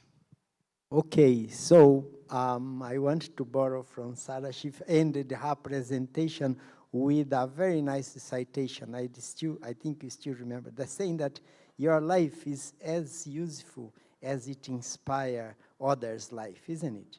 So that is what I suggest to each one of us. We start inside out. We start from within. If, suppose me and Chris decide that we are no longer going to be crooks, I don't think the world will change because of that. But one thing we have, that in Nairobi, there are 2 crooks less. Yes. So that is what I say. There are 2 important days in your life. The first day important of your life is the day you were born, isn't it? And the second day is when you discover why you were born. Probably if you haven't yet discovered, it's very urgent. Time is ticking. Thank you. Right. Christine, your 30-second parting shot.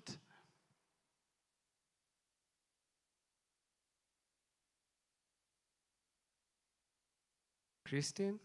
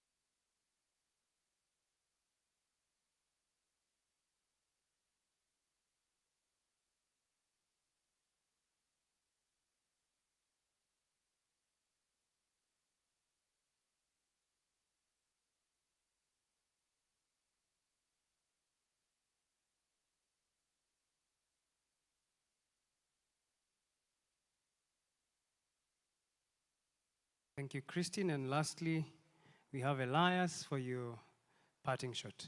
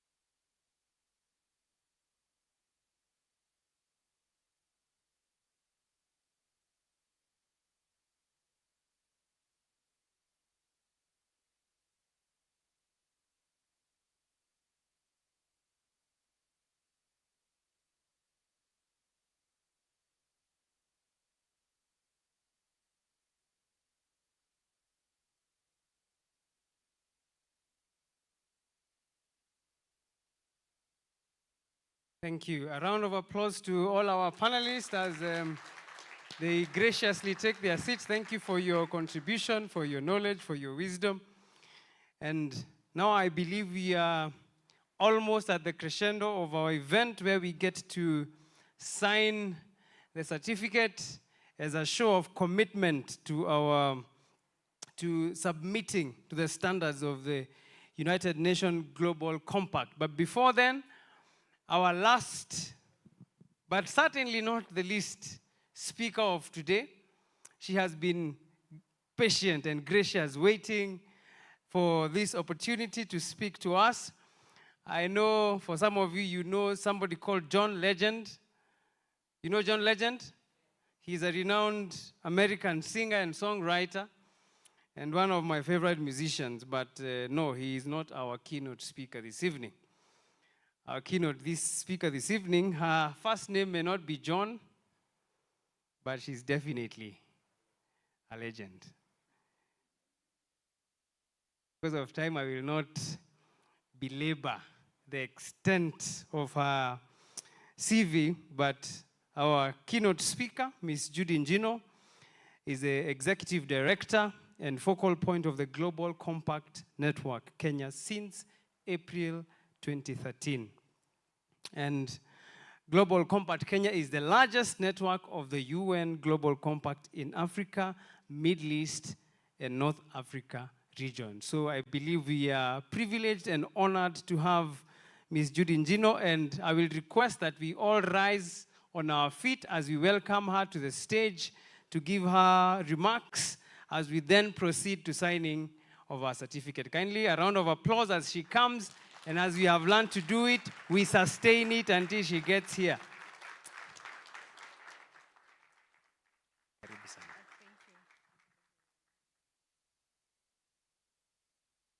So asante sana, Bwana MC. I think you've kept us awake this afternoon as we get ready to go into the holiday tomorrow. So allow me to stand on the protocols that have already been established, but to acknowledge Dr. Patrick Gatonga, Group MD AAR Insurance, our good Professor Isael da Silva, a long-term partner of the Global Compact and a very strong, champion of the cause that we advance within the UN Global Compact system.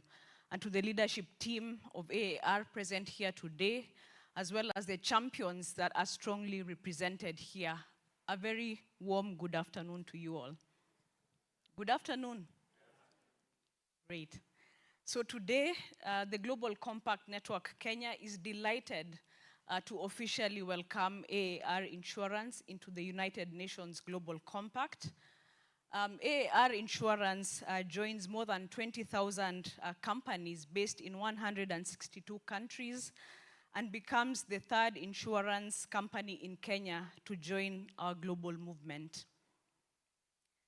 As a special initiative of the UN Secretary General, the United Nations Global Compact is a call to action to all companies everywhere and in every sector to align business strategies and operations with a set of universal principles that we codify under the 10 thematic areas anchored on 4 pillars touching on human rights, the environment, labor, and anti-corruption. And these 10 principles essentially represent a globally accepted standard or corporate language for what responsible business conduct means and what it looks like in practice. And in this final stretch to deliver on the Sustainable Development Goals, we have less than 7 years to go.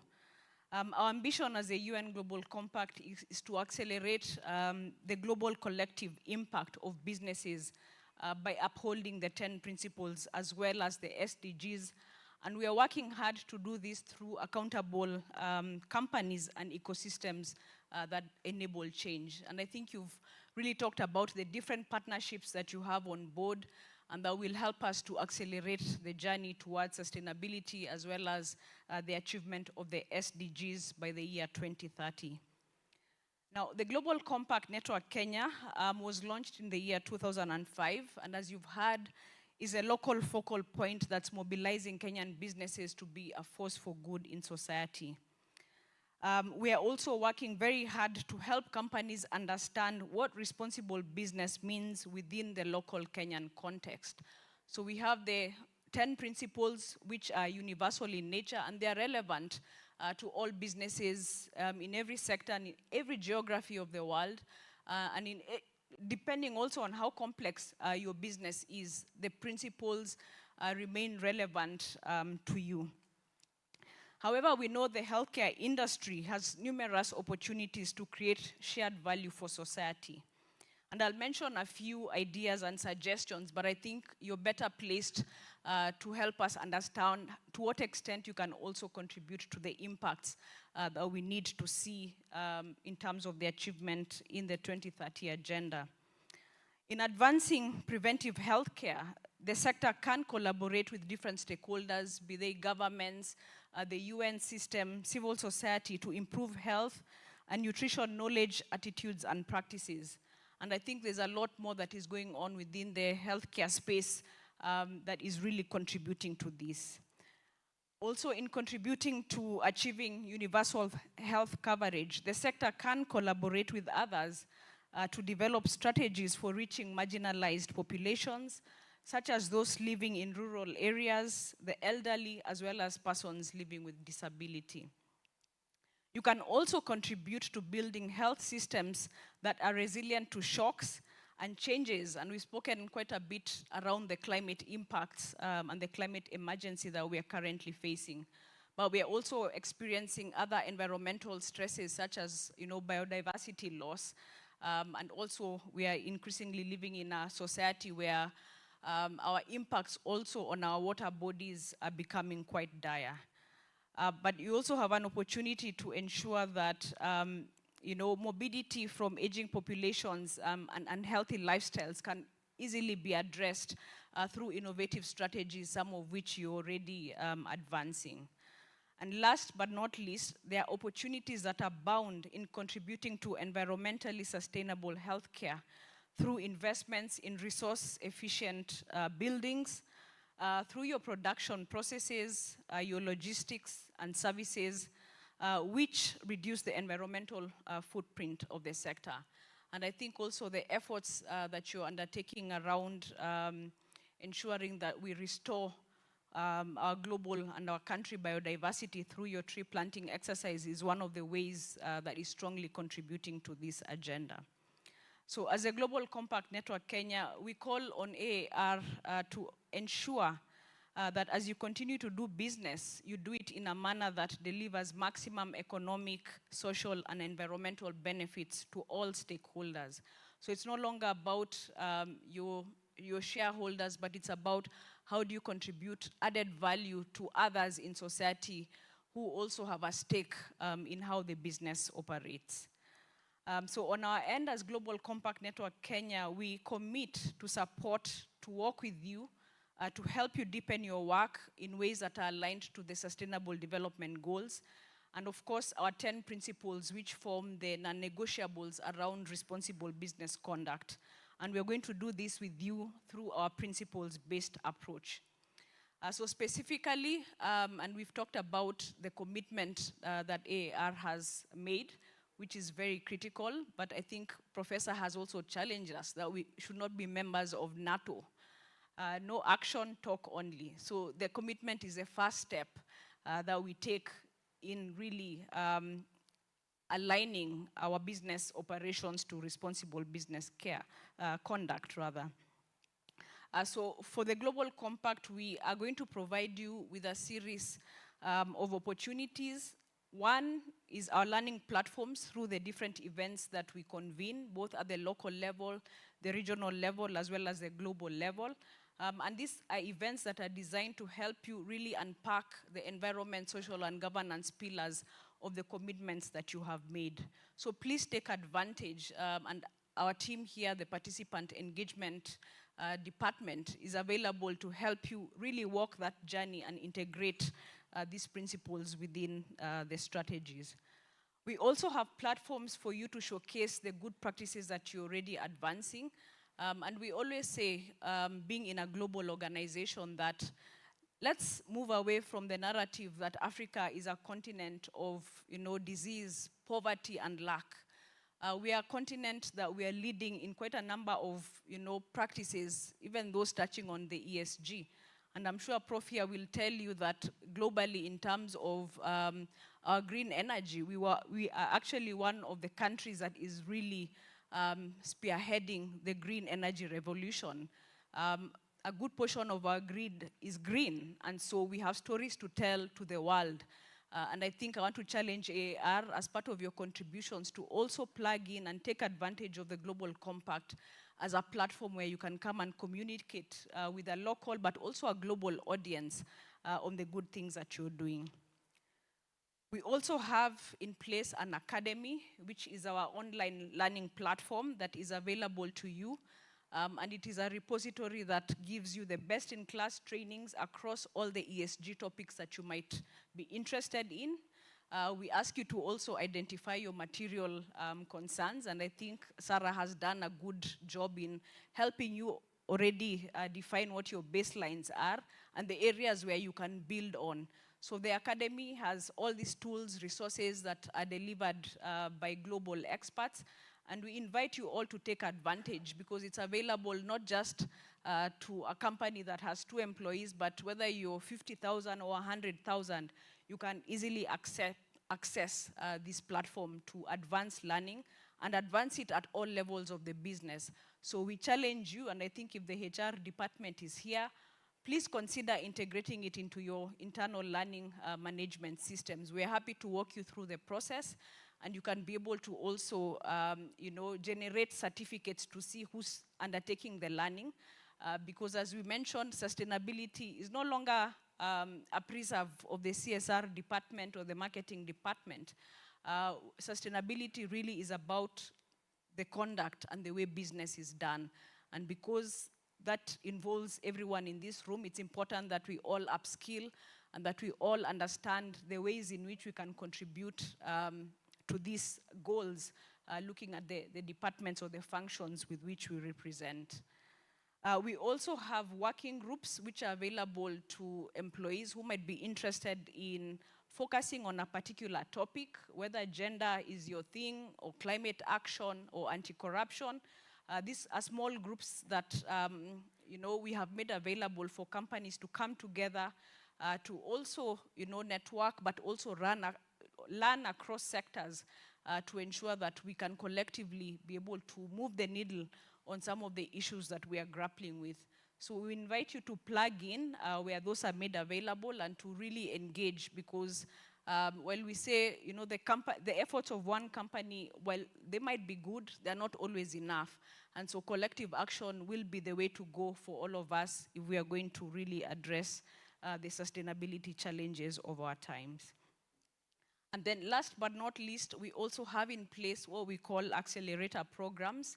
And these have been designed to ensure that companies are able to set time-based goals and to work with others through work plans to ensure that between now and the year 2030, that we are able to close the gap in achieving the Sustainable Development Goals. I think many of you who follow the global discussions, we have already signaled a red flag that it's unlikely that we are going to meet these goals by the year 2030. In any case, we are rolling back on progress. We've had a number of setbacks from the COVID pandemic, of course, to the ongoing climate crisis. We have, of course, the war in Ukraine. We have also wars here in the continent, and a number of shocks that we are continuously experiencing. And we also don't know what is ahead of us.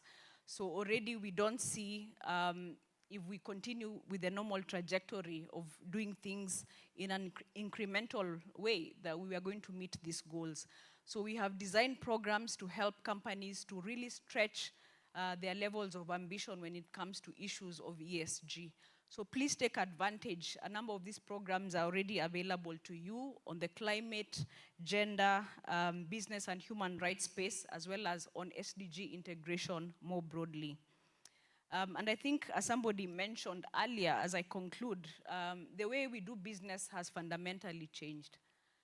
Where sustainability, or CSR as it was once known, was considered a good to have, it's no longer an option.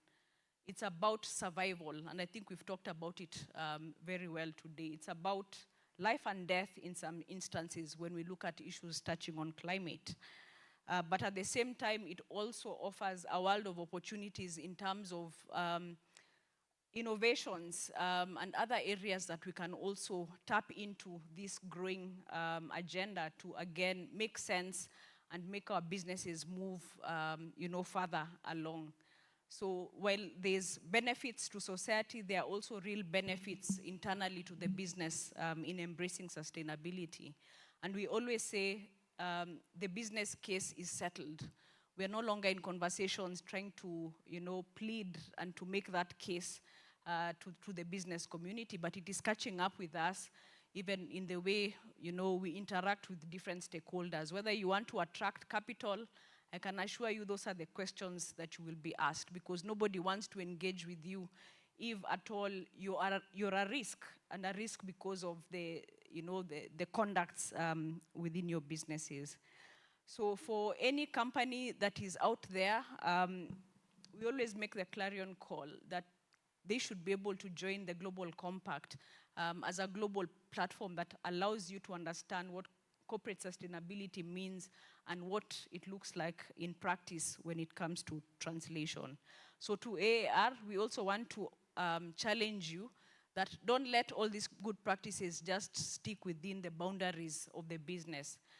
We are also, throwing a challenge back at you and telling you, see to what extent you can also mobilize those within your ecosystem, whether they are business partners or your suppliers. You now have leverage to be able to drive impact beyond the four walls of the business. And I think when we do that, we'll be able to create the necessary momentum to help us really reverse the negative impacts that we are seeing both on the environment as well as society. And we think that through, bold actions and collaborations with ourselves as a global compact, but also with other sectors of society, be they academia, government, civil society, or the UN, we think we stand a good chance of ending extreme poverty, of reversing the climate impacts that we are currently facing, and ultimately addressing the human rights issues that we continue to be faced with. And we know and we believe that we will be in a place to ensure that no one is left behind. So I thank you, and I want to say once again, a very big congratulations for this commitment. It's not something that we take lightly, and that's why we had to dedicate the afternoon to spend this time with you, to also, reinforce that we are available to work with you in this journey.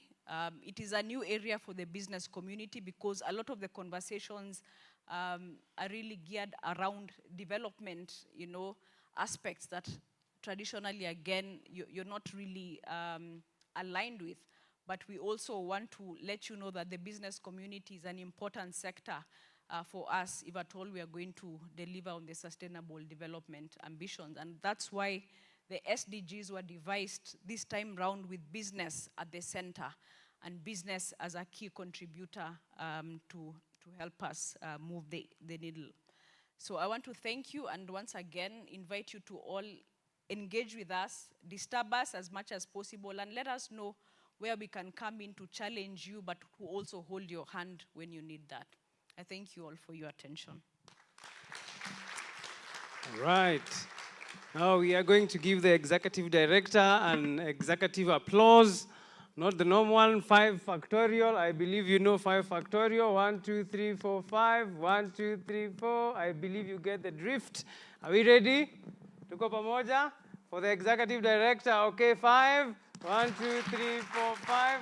1, 2, 3, 4. 1, 2, 3. 1, 2, 1. Now, I believe there are some of us who are about to suffer from infobesity.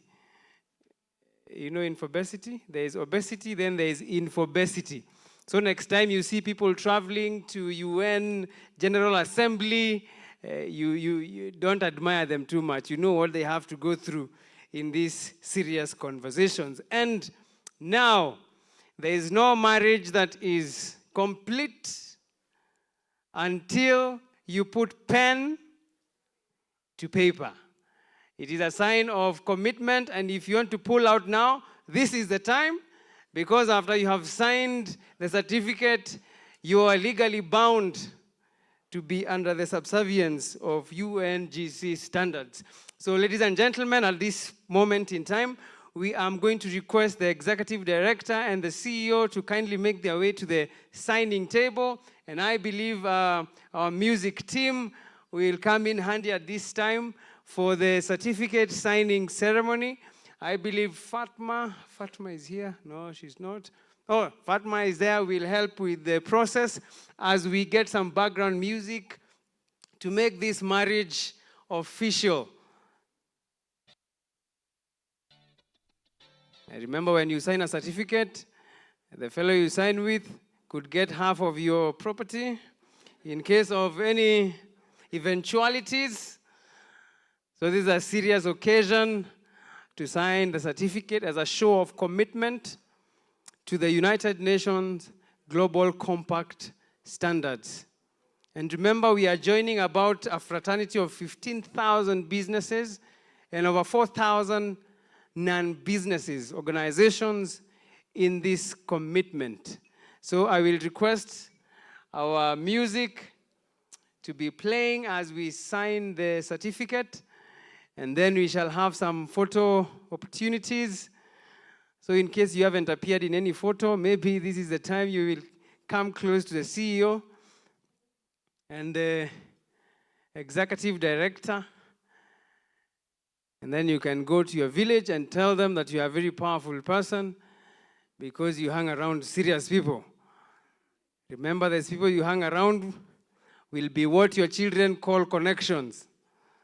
So please don't surround yourself with a group of idiots, else your children will be in trouble. It will not be sustainable. Your success will not be sustainable. So thank you very much. I think the music team wameenda maandamano, so you will have to bear with my voice. Great. Yes. And I believe they are witnesses. All right. I think they have agreed to bipartisan talks. The music team, I believe you will not pull out after 7 days. Great. So you know, as AAR, by the way, please go to the website, to the Global Compact website. Your name is there as AAR Insurance. So you are serious people joining a serious movement of sustainability. Great. Oh, yes.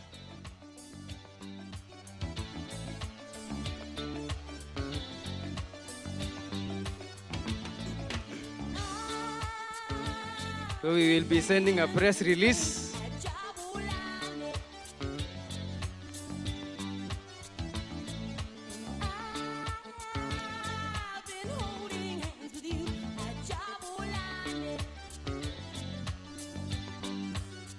You are doing very well, Executive Director, in maintaining the smile.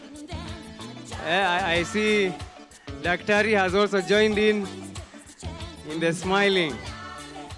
Please smile, it adds value to your face value. Very good. This is really what brought us here. I believe you have been tweeting. If you haven't gotten a nice photo to tweet, this is your opportunity to take a very nice photo and tweet, because the trip to Malaysia awaits, the top trip.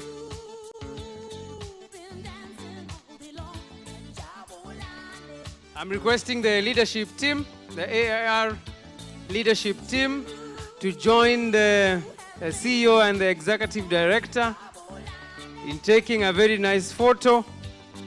The leadership team, kindly join in.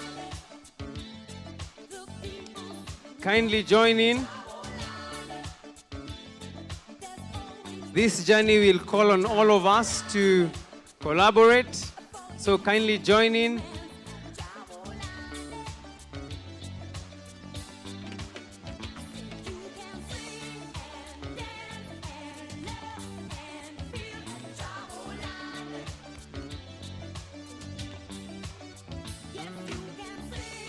I doubt we maintain social distance any longer. So keep it close.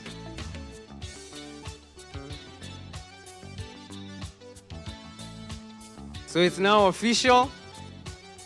AAR and UNGC, you are the newest couple in town. It's now official.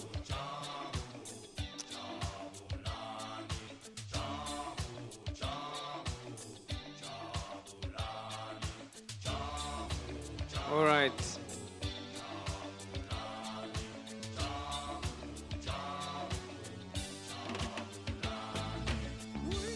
Look at the camera that is taking care of you. Very good.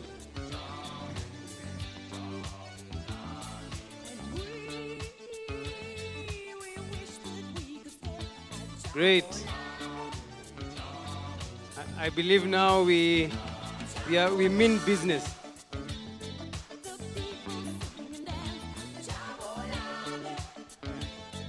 All right.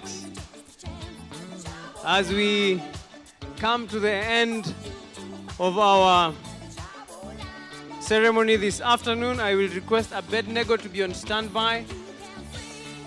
Abednego to be on standby as we finish.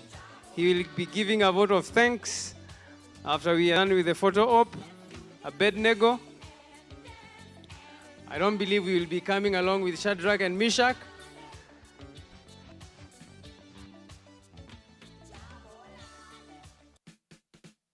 Where are the other two? Shadrach and Meshach. You only have Abednego.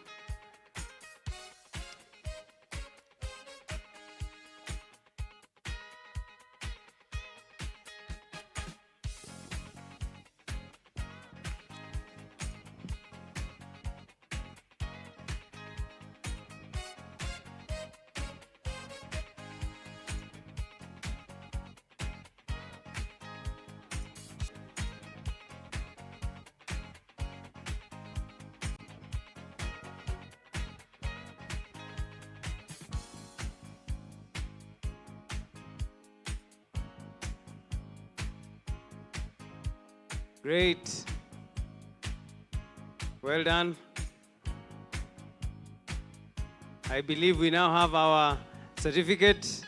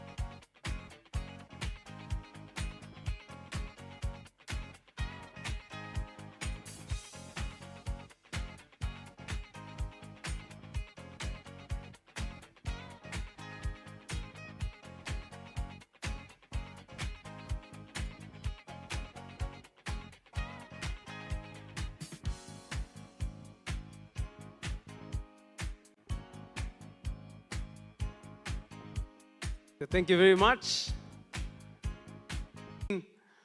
for that beautiful certificate signing occasion. And now to Abednego for the vote of thanks. Good evening, everyone. I'd like to take this opportunity to thank everyone who has played a very big role, starting with the Global Compact Network Kenya Executive Director, Ms. Judy Gino. We appreciate you so much. Representatives from the Global Impact Network Kenya, we appreciate you for the partnership and the company for the day. We will also like to recognize the UNESCO Chair for Climate Change Resilience and Sustainability, Professor Israel Da Silva. I think he has worked out. We appreciate him so much for the presence and accompanying us and walking the journey with us. Not to forget the Principal Innovation for Resilience Finance. So as we walk through this journey and as we continue, I welcome each and every one of you to be part of it and walk through the journey together as a company. We move towards the UN Global Act and ensuring sustainability in everything that we do. Thank you.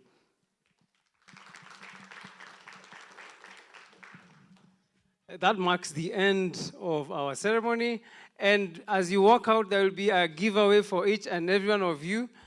For those of you who missed out on Malaysia and Johannesburg, there is something for you. And the last gift I have with me, I would like to be gracious enough to the executive director. The executive director, this gift, as you go to New York, you will pass by Singapore and enjoy a holiday courtesy of AAR. Oh, yes, please, up here. I also have to tell my people that I was with very serious connections. Yes, and there is pretty more to come for the executive director. I have started a movement for you. They feel touched. They want to add on to this trip to Singapore. So I will request that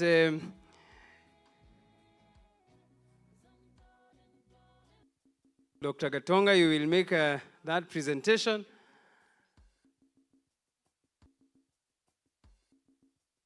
So may you all aspire to be executive directors. You will get gifts. You will get trips to different places.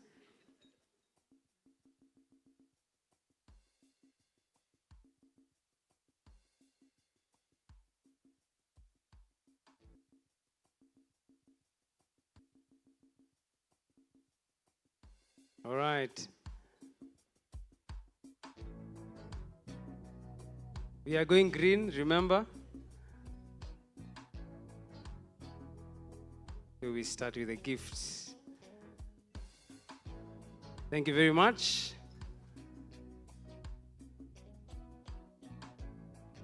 Executive Director, because I had promised this trip to Singapore, I will make sure that you get it, because at the end of the day, brands must be built. Thank you very much, and thank you for your time and your contribution to this great discourse. I will help you carry, because I have been accused of being a gentleman. I will also invite our panelists, kindly come up front. Our panelists, there's a gift for you as well. You will not leave empty-handed. Our panelists, kindly come up front.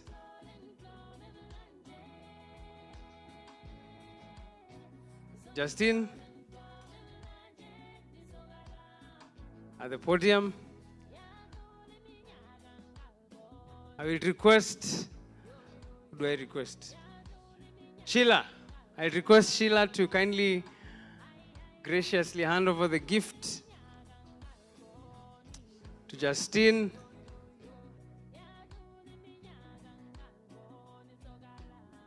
Very good, very good. Professor is not here. Okay, Professor has left.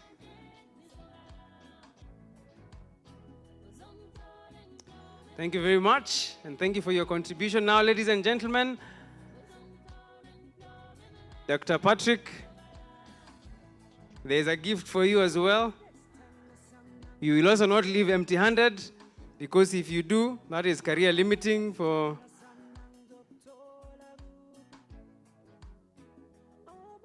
Very good.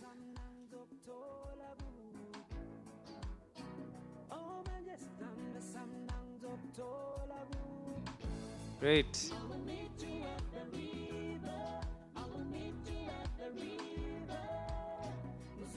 And that marks the end of our handover ceremony this evening.